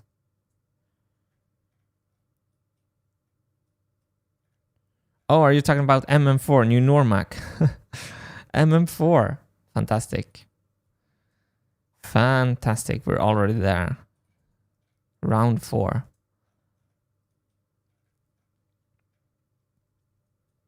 So I've been going on and on about this lately, but if you want to make cylindrical stuff, you can consider doing revolves. So this is one of the good points where I'm going to make a revolve.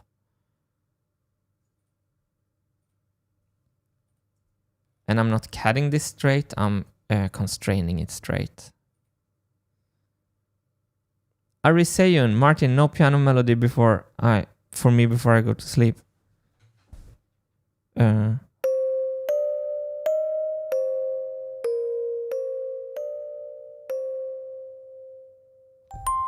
Good night. I didn't know any lullabies. I have to up my lullaby game. So good night. 1.5 millimeters because this pin is 3 millimeter thin, and I'm going to make it a little bit chamfered. And let's call it, because this is a standard machinist part. I'm actually going to look for it on McMaster Car soon. So let's say 30 long. I'm just going to show this first. 1. And here's the chamfer. So the deal with me reading chat is that I will read chat occasionally, but I will also not read chat all the time because I also want to push forward. And that's why it's genius to have Hannes with us. So in the live streams where Hannes is with us, maybe he's listening to us. If you're listening, Hannes, we're really missing you. This is unbearable to watch. Empty chair. So here's the programming pin.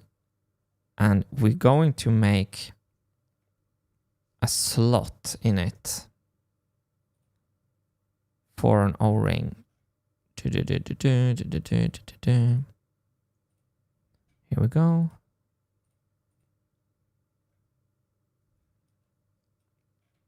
So here's the slot, and it will be held in place by friction. It's a friction fit. Let's make this parallel to this.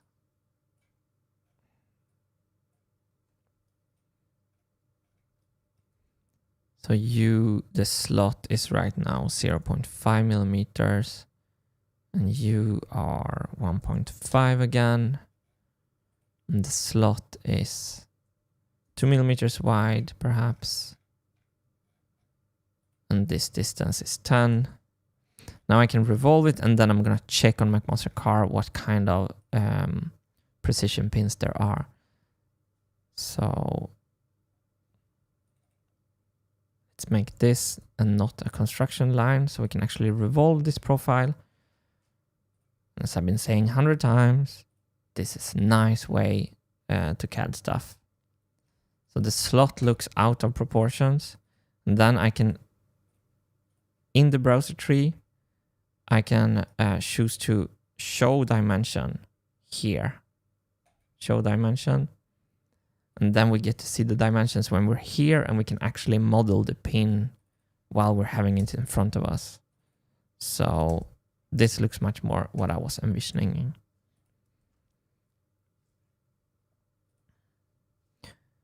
Could you put a clutch type mechanism in the registrators? Hydrate and save from new Normac. Good idea. It's saved. I'm trying to drink from a mug because it looks better on stream. Groove, not slot. Yeah, true.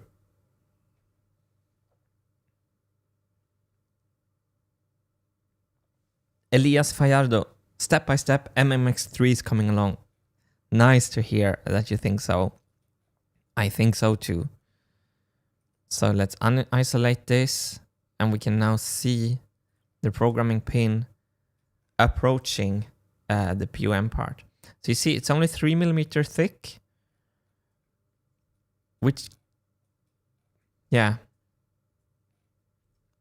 I do not know about this shear discussion, but we're going to check McMaster car so I can show you what kind of parts this is. Precision pin. Precision pin. Dowel pins. Yeah, that's what they're called. So this is like a classic thing, metric. And you can see there are in every 3.1, 3.2. So you can get them in every like size. And here's the length. Oh, you have so many. So I used 30mm. End shape. We want, do we want rounded or chamfered? Rounded look. What's the difference actually? We do not want plain because we don't want to, I think we want a, what is a rounded? Let's see what that costs. 16. Show. Chamfered. Chamfered is the normal one. And it's cheaper. Let's go with chamfered. It's still not sharp. For a tight fit, your hole should be equal to or slightly smaller than the diameter shown. Breaking strength is measured as double shear, which is the force required to break a pin into 3 pieces. So we actually have breaking strength. Yeah, I'm not going to go into this. But as you can see, let me insert one of these precision pins. So the good thing with this is it's a standard part, which is always lovely. So here it is in all its glory. Strange that it's chamfered in one side. I wasn't prepared for that. And then like that in the other side. Strange. So this is cool. We can find any thickness we want and any length we want. So I have my modeled one here. And this groove, there are precision pins with grooves, but we checked it carefully. We have to actually do this one ourselves. So let me delete the pin I inserted. I just wanted to show you that they are a standard part. And I'm going to now model the little O-ring that sits in here, just to show you the idea. So if I make a little circle here, doom, this should be tangential to this. And it should just protrude a little bit.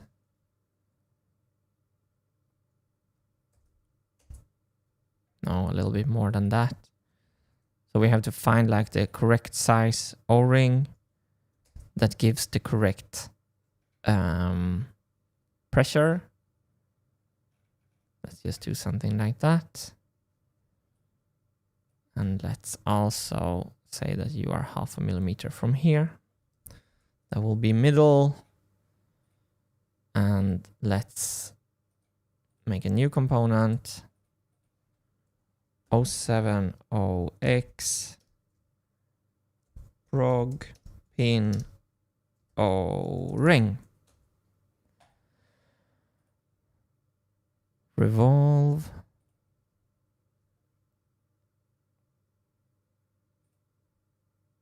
This profile around this axis. And now you can also revolve the O-ring. Nice.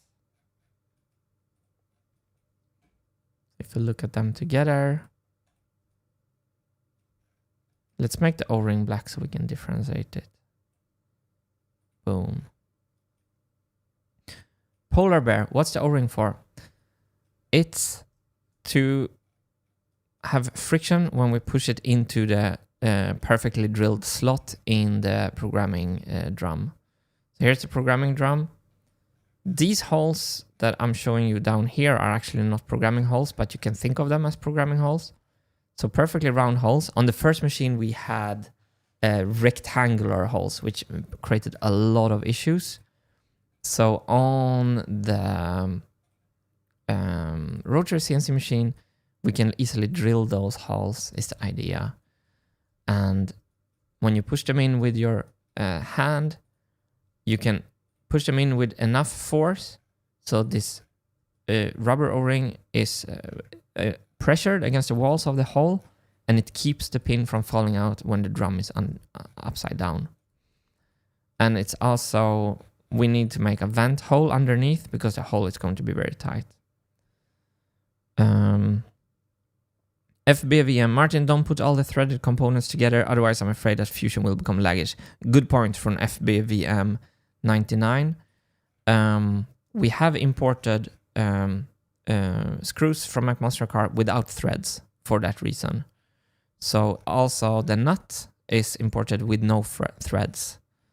But I think these ones, I forgot to do that. So these screws have threads. So I should not use too many threads because too many faces on bodies makes Fusion laggish. So thanks for pointing that out. Here's a programming pin. I love it compared to the magnets. But to make this shear, I need to consult with people who are smarter with materials than me. So that is going to be sent out for peer review to all the engineers out there at a later stage. And try to center myself visually and literally. And I'm lost for words. Okay. What should we do now? So the next thing I'm really wondering about is the height of this marble gate, because that will inform. I showed earlier that I have the angle of this on an angle here. Is it this one? Yeah. So I want to kind of see the height of the marble drop soon to be able to determine which way this should go.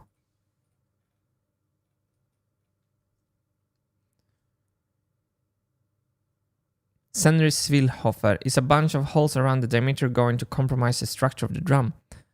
Ooh, good point. I don't think so. I don't think so. We can, of course, not. And also, they're not all the way through. It's only vent holes in the bottom. So they're not all the way through.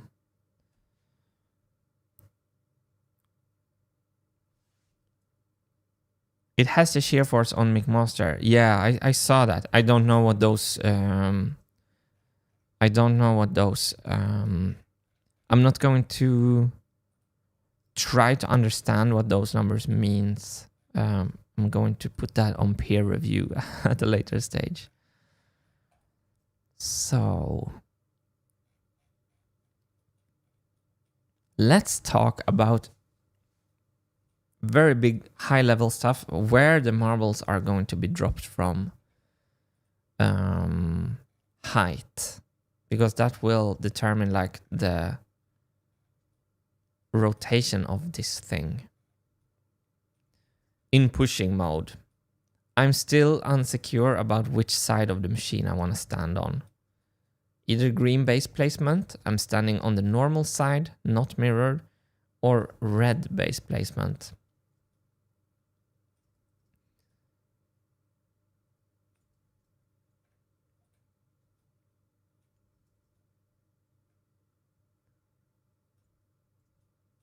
So, for example, from this vibraphone up here, up to the pivot point now. What? That's a meter. Okay. Kai Hetchans, shearing the pin will not work properly. You have a shear and bending force here. The pins only work as shear pins if both sides are in perfect fitting hole on different parts.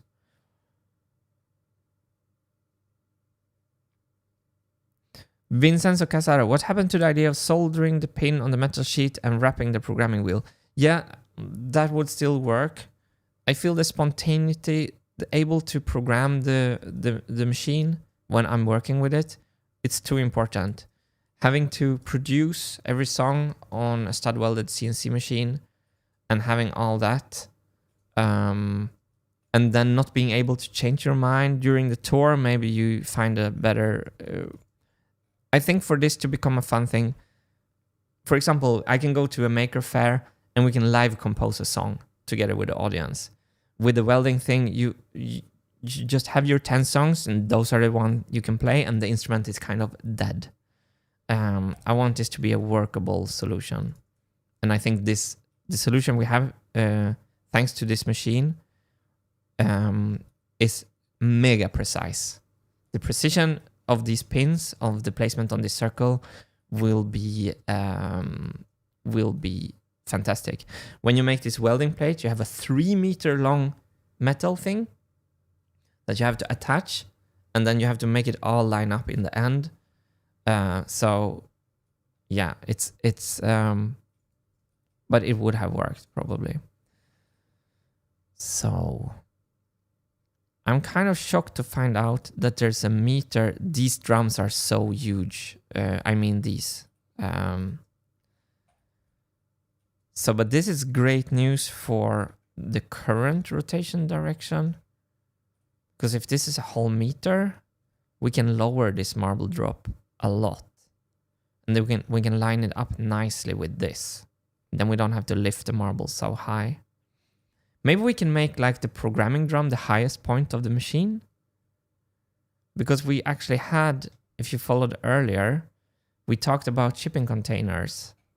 And these are the small size and the large size shipping container. And as you can see, we're already bumping up against the roof. This goes through the roof of a small shipping container. So keeping the machine a little bit lower is a good idea. Let's do that. Let's go over to this design. And let's tilt this forward and let's lower the marble gate. 45. Here we go. This looks interesting. Here's the line for how the pivot will move when the programming pin hits the registrator.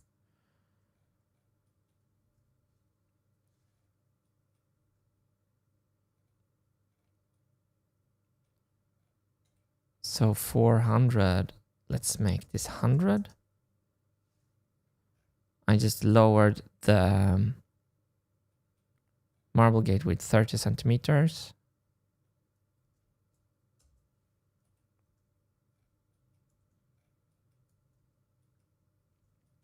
This makes much more sense with the marble handling. O-rings in the holes, not on the pins. Think of the machine time savings.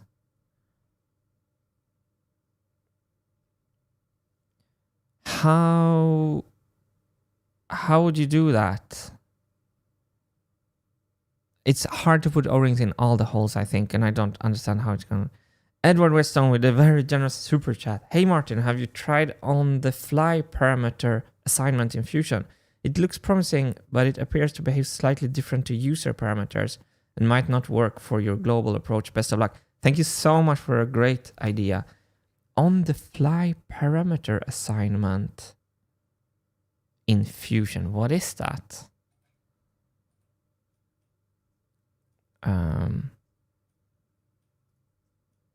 I have to see if I can. I'm going to try to find it. We're going to talk to Wilson for a little bit. I'm going to Google that. On the fly parameter Fusion 360. It sounds like a new Parameters on the fly.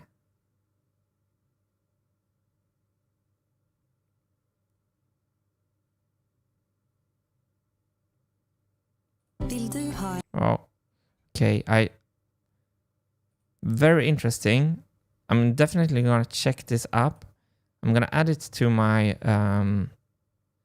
document. I don't have the correct setup to check it out right now, so I'm gonna say parameter on the fly fusion. Definitely need to check this up. Thanks, Edward.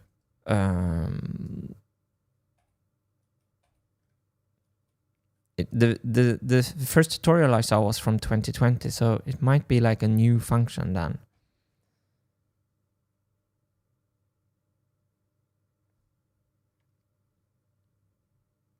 Marit, hey Akamarko, without interchangeable segments on the prog wheel, how are you going to change to new song when on tour? By having a team that removes all the programming pin and then have a laser cut thin, like paper template or plastic template, and just put pins wherever the holes are. And so that old system with the interchangeable plates was a horror show. And we can play with the band songs in between, so it's the changing. I think it will be pretty fast. With like 4 people doing that. You can do it like in one revolution of the programming drum. 1 turning the crank, 4 people programming, 2 people doing the plastic sheet. That's the plan. So let's update this and see if the marble gate is lowered and see how this feels. I can also see that it's quite in the front. This feels much better. So let's check this distance. I'm doing very big. These are very big times. High level stuff. It's not precise. 600. Let's open the old model and let's check. Oh, I don't even think the marble gates are in there. Let's see here. Sketches.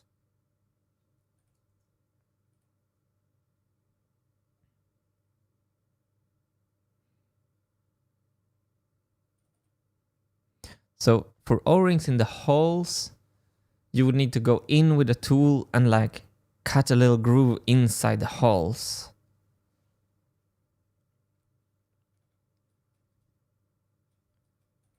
But there's way more holes on the programming wheel than we need programming pins.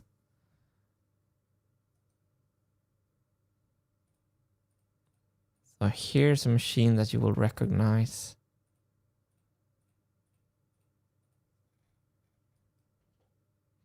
It's a little something I worked on for some time.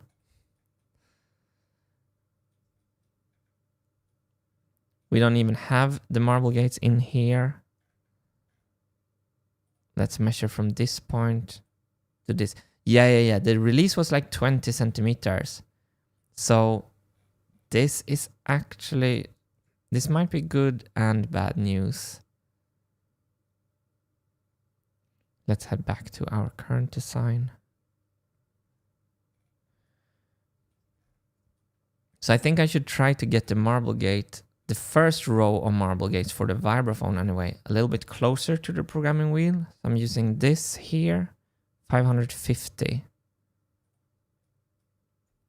Greetings from Canada, Martin. I thought of an interesting idea. I'm not sure how it would work, but what if the clock escapement was the registrator directly? Like an all-in-one. Yeah. Oh, you mean like... Oh, did we crash? No, we did not crash. I'm happy. Yeah, you need muting in between, and you need a lot of stuff to happen in between. So I think that's why it doesn't work.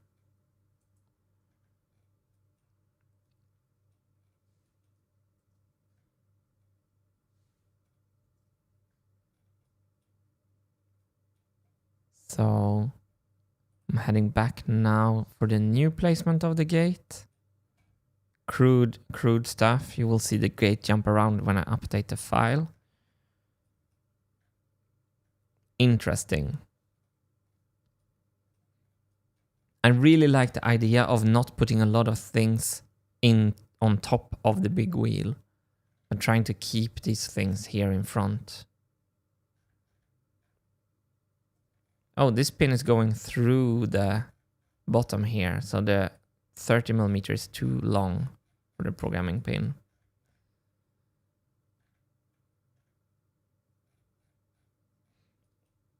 But let's think about the gate placement first here.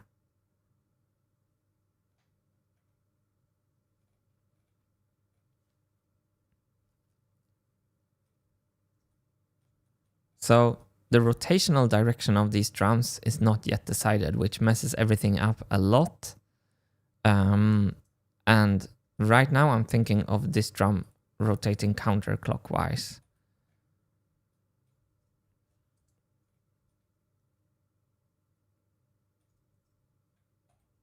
So are you familiar with the two alternatives of... Now, let's I was thinking about making a poll. I should not derail the subject. Save and drink. Cheers, everyone.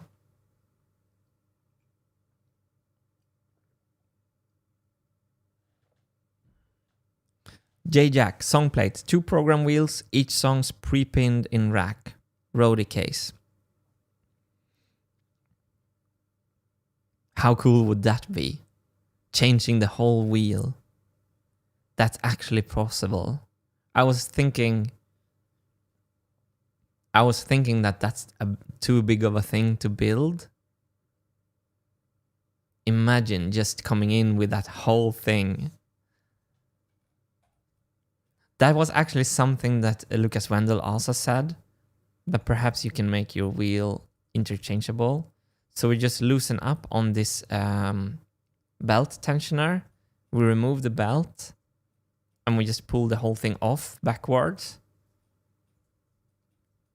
How cool, like 4 people coming with a new song. Okay, let's save no expenses on this one. Good you pointed that out. I think it was J-Jack. I'm sorry if I said the wrong name.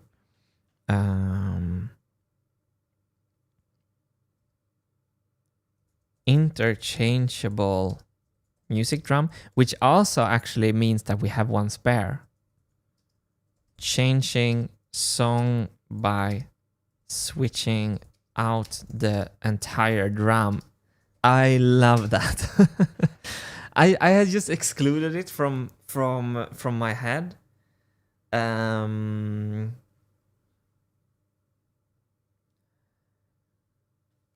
Michael Davidson, I dropped a diagram in Dropbox about using solenoid pins from the inside of the programming wheel to easily set the pins and play limitless songs.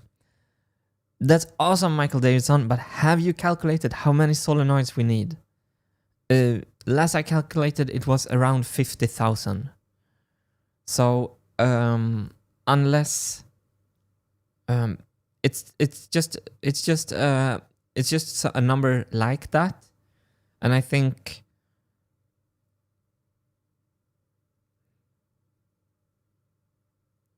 so the solenoid idea is beautiful. Oh, limitless songs. It is beautiful. Solenoid pins. I understand your idea, but how small solenoids are there and how good musical resolution can we have? With that's the problem, that the resolution of the music pattern will be much lower. The length is limitless. Another fantastic idea, actually, because I don't want solenoids to do the mechanical action, because then we can play MIDI music.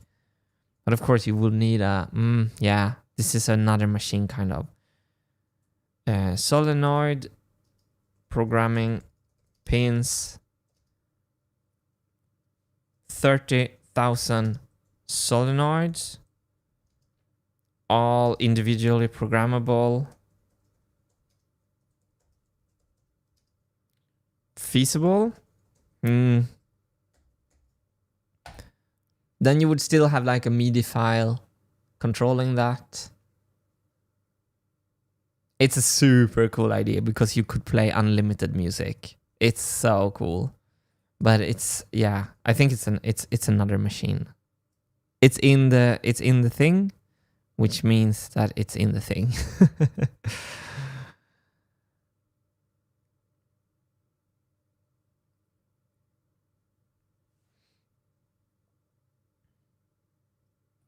So do the drum machine with the solenoids. What if it's just one row of solenoids that push out pins to program the wheel as the wheel spins?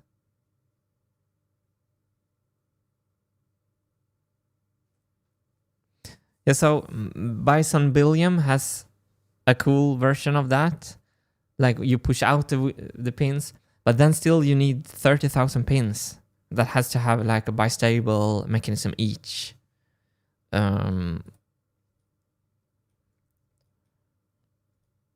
So here's a solution for you. A robot before the programming that puts pin into the drums in the correct hole locations, and another robot that takes them out on the other side. That's the possible solution. So you would, I can sketch it actually. Hang on. I'm not saying I want to do it, but we can dream. So let's go to my sketchpad. For some reason that is not coming up here. Okay, here we have a small sketchpad. That's better than nothing. Okay, here's a big sketchpad without harness. Here's my idea. Programming drum here. Here you put your pin placing robot that has the ability to put a pin for each signal. So we make it green because it puts pins in to the thing. And then under here, you have the red robot that takes them out.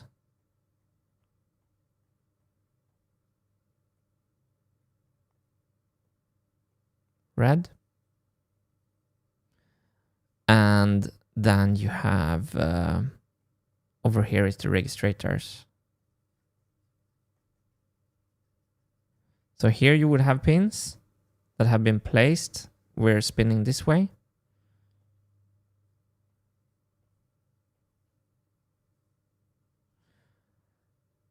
And they would go around this way and then we be removed by this red thing. Because then you would only need X prog channels, like robot solenoid, however it works, and X prog channels. And the holes is just the same. I think this is buildable. Pin real-time robot. It's awesome. I would love this. Yeah, you can go crazy with that. But yeah. I love the idea of them carrying with the programming wheel rather.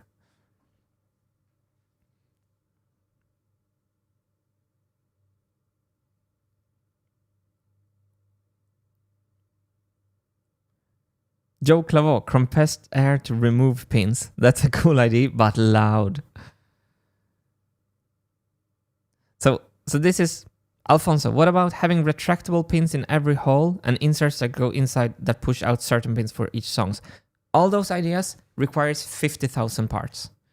So it's the same issue with all those ideas. It's just too many holes.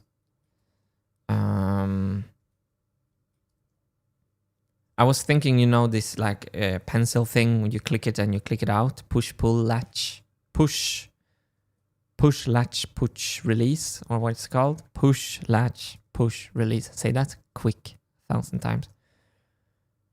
Let's link these up. So let's go to here. And first of all, I think we have some issues with these. It's when I move them around, it's not parametric. So I have to go and fix my escapement. Control the Jerome Bloomshire, probably a fellow Dachi. Control the robot with marbles.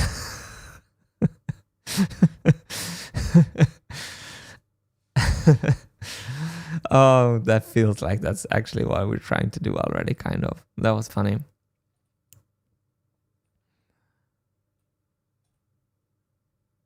Why is this not revolving? Oh yeah, I know why.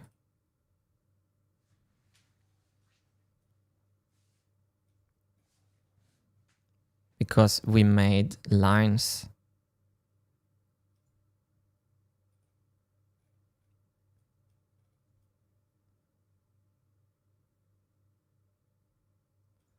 I'm going to clean this up.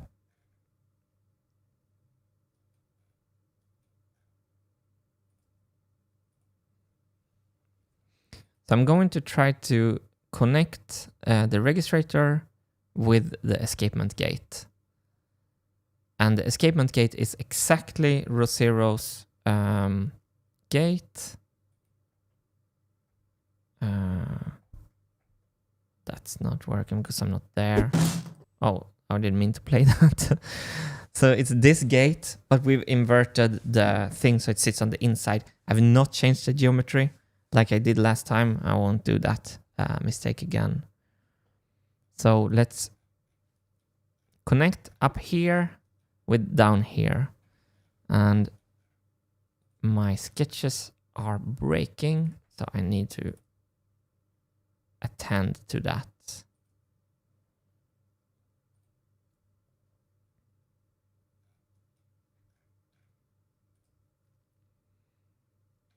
I'm really happy that we could move this gate down. I think that's a good thing. We can make the whole machine lower.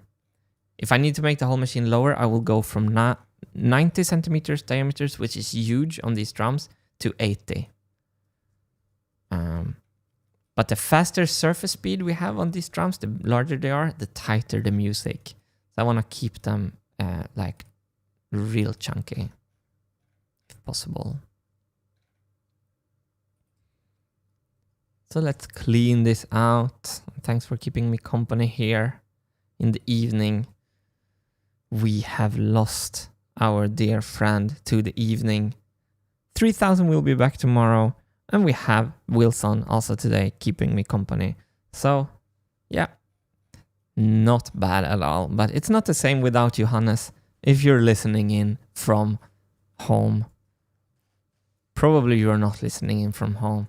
If you are, we want you to know that we miss you.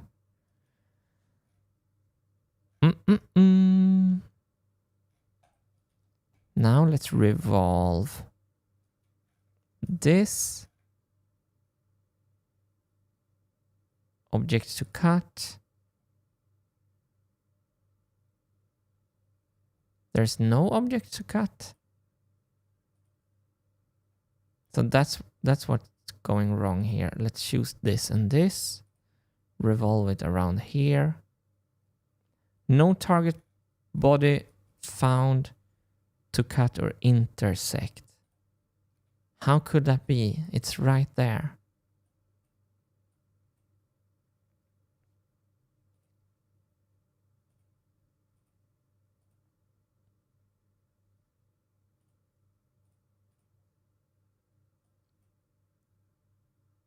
Yeah. Edit feature. Sometimes I just have to delete the feature.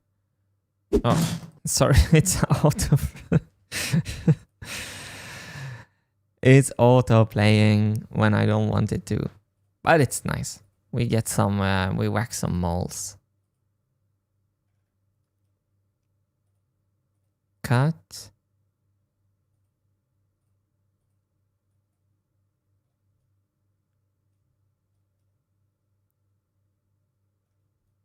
Oh, wait.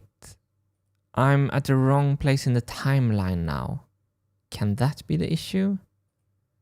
I'm before... No.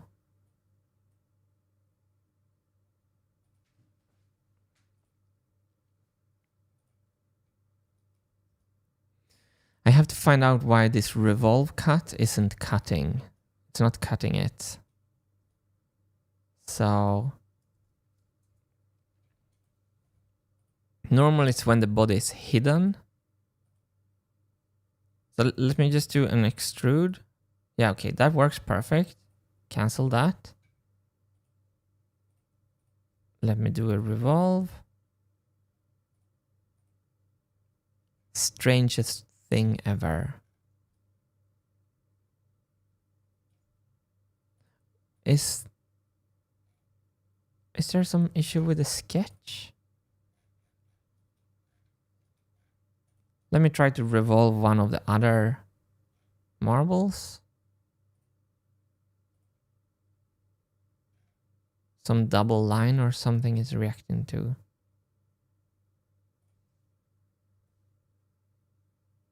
You are collinear with you.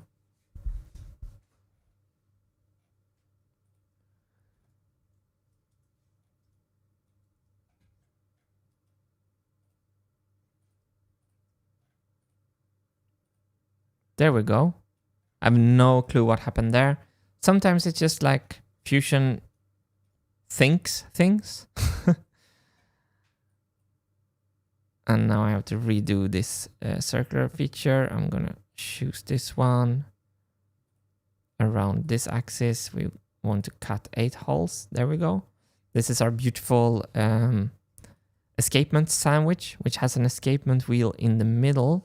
Here is said escapement wheel. And if we go all the way here, you can see that it's sandwiched. So let me check the latest chat messages. Nicolas Tabellini, I sent you to Dropbox an idea for simple removable wheel without touching belt nor gears. Cool.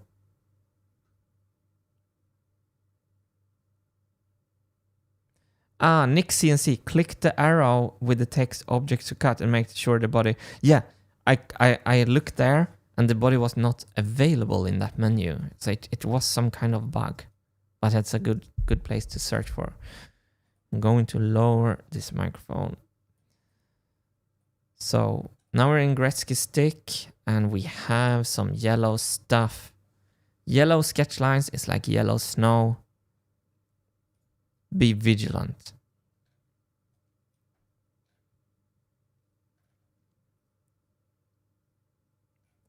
So I didn't do a good job of making this parametric.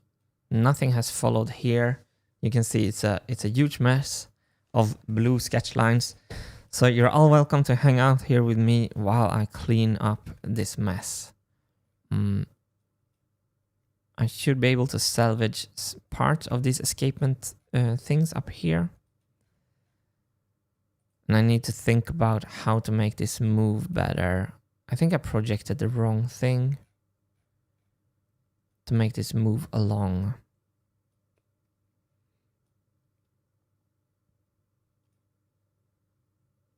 So what should I project actually to make this better? So I'm definitely going to project these two. Wait, am I not in the sketch?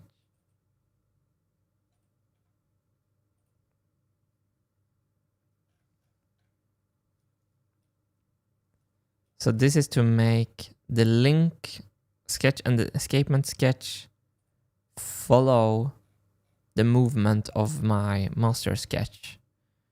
When I did this earlier today, I went a little bit too fast when I was choosing what geometry to import. I think I'm going to import this line only.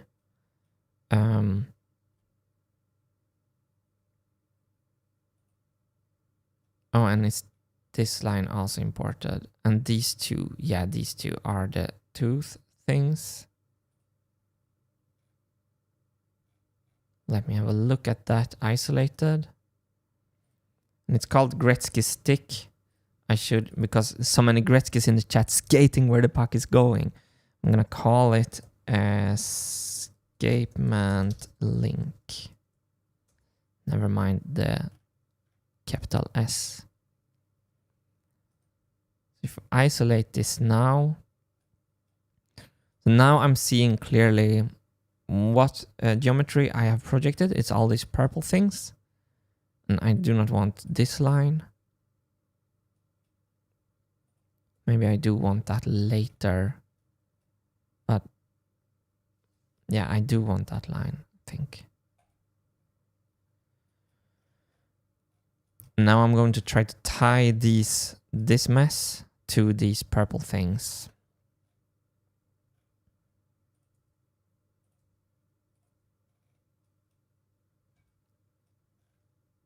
What's this?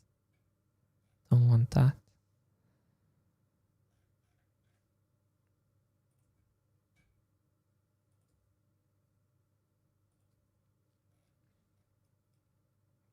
So just like Rosero shows here, the correct geometry is this perpendicularity towards the middle of the pivot point of the escapement. So these are our teeth right here. So we can actually get, I think that's our teeth. Let's just check for a fact. Yes. So we actually, we get our teeth, we get our pivot position automatically here. So we pull a perpendicular line from there. What happened now? I did something straight. What? Why is that moving? Okay, now this is a bug. This is not me. I am... it's like it's recognizing its own position all of a sudden. So everything is up there. I'm just trying to draw something down here and it's jumping down here. Okay. So that's a super weird behavior. But we'll take it. We'll take it for now.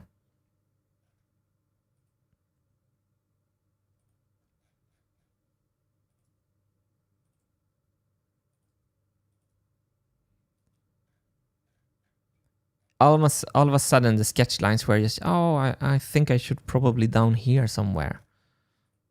So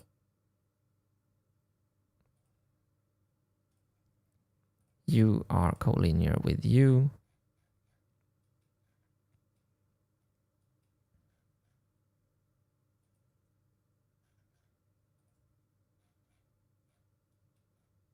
It's like it remember what I did this morning, but it's not really, but not really.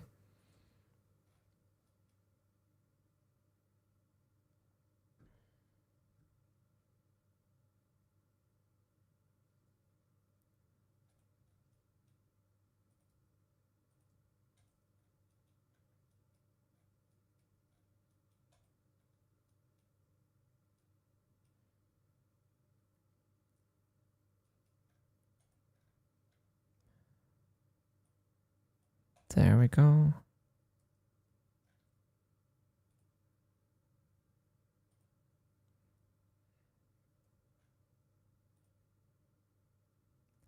So this is our automatic pivot position for the escapement.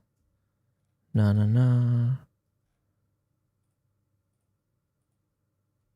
4.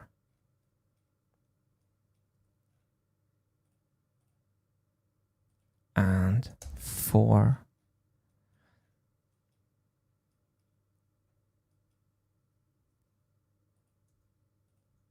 So here we have the position. I want to just connect the escapement wheel with the registrator, and that's going to be a super nice place to be happy with the work today. So when Hannes 2000, 3000, if Hannes 2000 came back, that would be amazing. If Hannes 3000 come back tomorrow, he will, then we will read chat more. Now I'm just having a cozy evening session, so you're all welcome to join in a little more calmer stream here and normal stream type with our friend 3000 will be back tomorrow.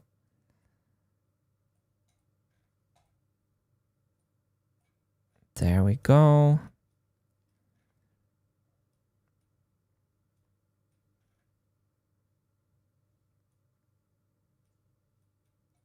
So let's say that you are concentric with you.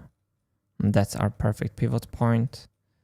And let's say that you are tangential to you. You are tangential to you. It doesn't want to. Why not? Because of this.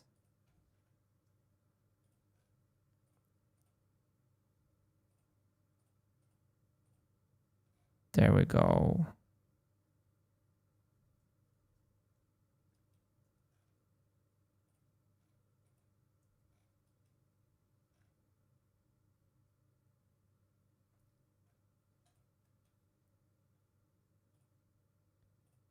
Do, do, do, do, do, do, do.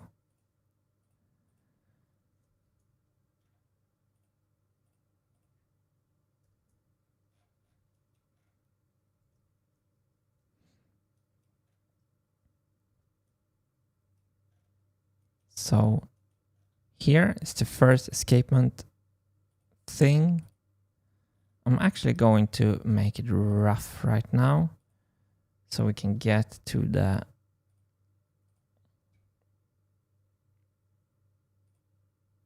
just like that.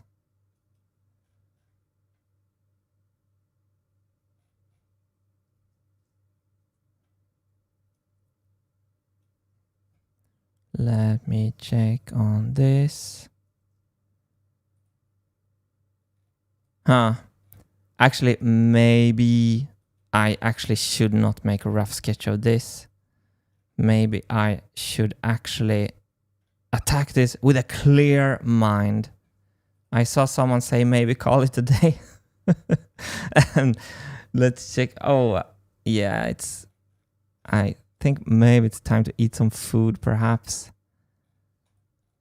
And actually attack this with a clear mind. Can you recommend any good educational resources for machining Baltic birch on a CNC? I'm working on a project and need to be able to machine it precisely. Up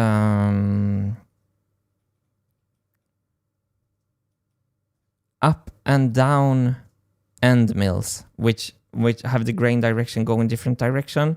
So you can cut the whole Baltic birch but have no tear out.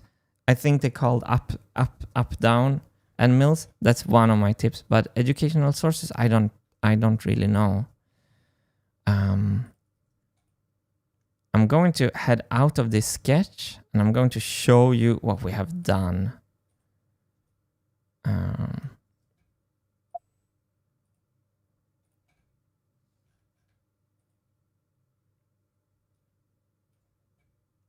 Where's my timeline? Fusion seems to be a little bit... Here we go. Here we go with the timeline. Let's hide the sketches. So I absolutely love this part. The heart in my thumbnail is not lying. I'm in love with the new Registrator. And I'm in love with the feedback we got in this chat that to just use a lock nut here. So there's no custom machining on this screw. It's going to work awesome. And you can also tighten it so nothing is rattling once you set the position. Here's the programming pins. Awesome. and this is the marble gate. And now with the new lower height of the gate, this linkage down to this movement is going to be awesome. So that is what I'm going to attack for tomorrow. Let's take a last sneak peek. I'm going to give you some nightmares before you go, okay? We have to decide where I'm going to stand. So either the base is over here, and I'm standing over here on the left side, just like the doll is doing on our blocking sketch. So if I hide this container, let me find the container here. So I'm here on the left side, and this is the front towards the audience. And I'm playing the bass upright like a double bass. That is cool in some ways, and that is less cool in other ways. Wait, what happens? Wait. If the bass is lying down, if I'm standing there and the bass... Wait, I saw a third... just saw a third option.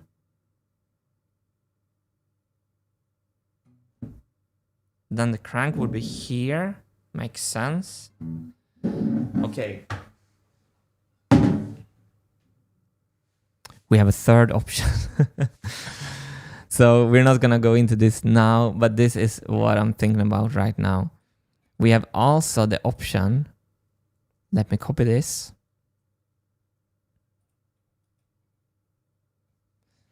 Because this is the biggest decision on the machine right now, where I should be standing and where we should place the base.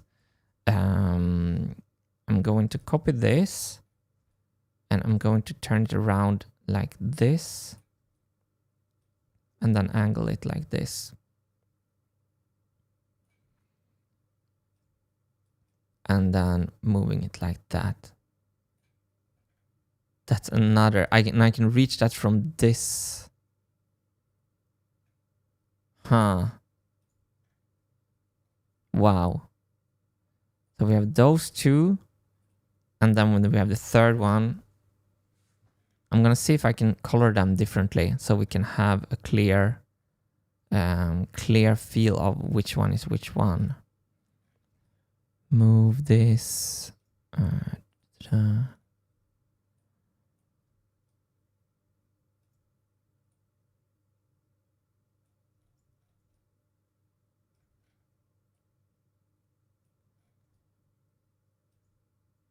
So this is the standing double bass position. It's tilted at a compound angle now. It's fine. It's fine. Let's do something like that.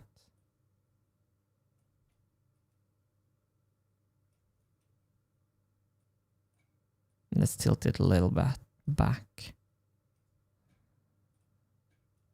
Yeah, so this is the biggest known unknown currently in the whole project, where I should stand and where the bass should be. And that's affecting everything because it's affecting the rotational direction of all the programming drums. So this is what I will be thinking when I go to sleep tonight, and I think you should do the same. Inuyasha says, yeah, like that. So I don't know which of the positions you mean. So we have to color these. Because this is the most important thing. I don't think I can color this separately. Because it's all... No, it's not all of them. So let's make a green base. Let's make a red base. No, let's make something more. Let's make a blue base. And let's make a yellow base.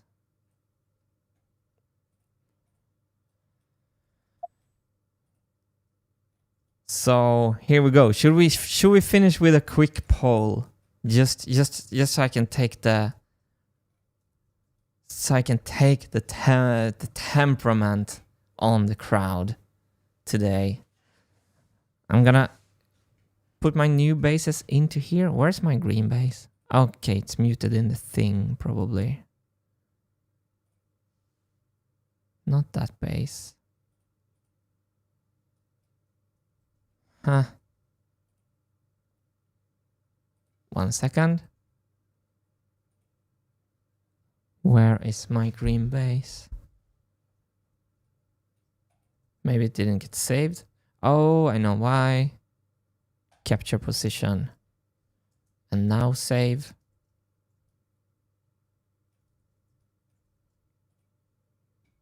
And now update, and we will have a green base.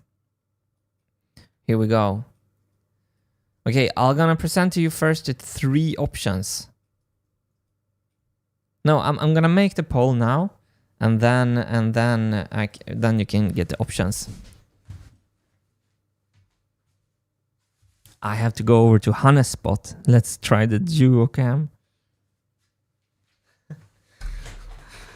I'm on Hannes' side now. Let's see. So let's make a poll.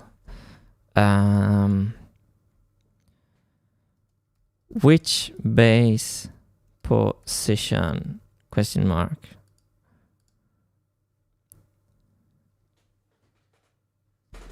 Green, Martin on left side. Then we have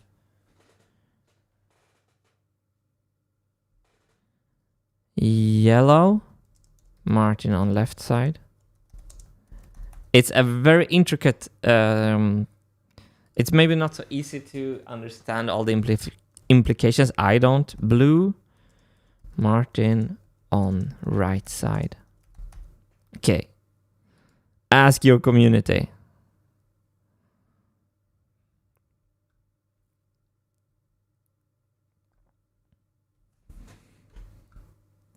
There should be a poll somewhere now. Okay, so now you can let me know what you thought.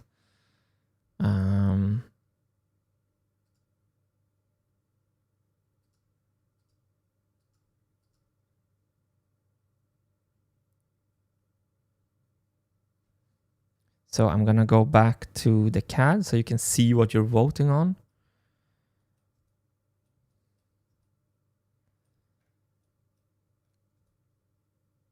So the green and the blue, the green is like maybe more attractive right now also because you can see it. Just gonna show the yellow. Here's the yellow. I can stand here and stick my hand in there, I was thinking. No, this position is from here actually. Yellow and then, yeah. Yeah, this is the stuff nightmares are made from. Let me see if I can get this magic mouse to be a little bit magic. Can I see the... Oh.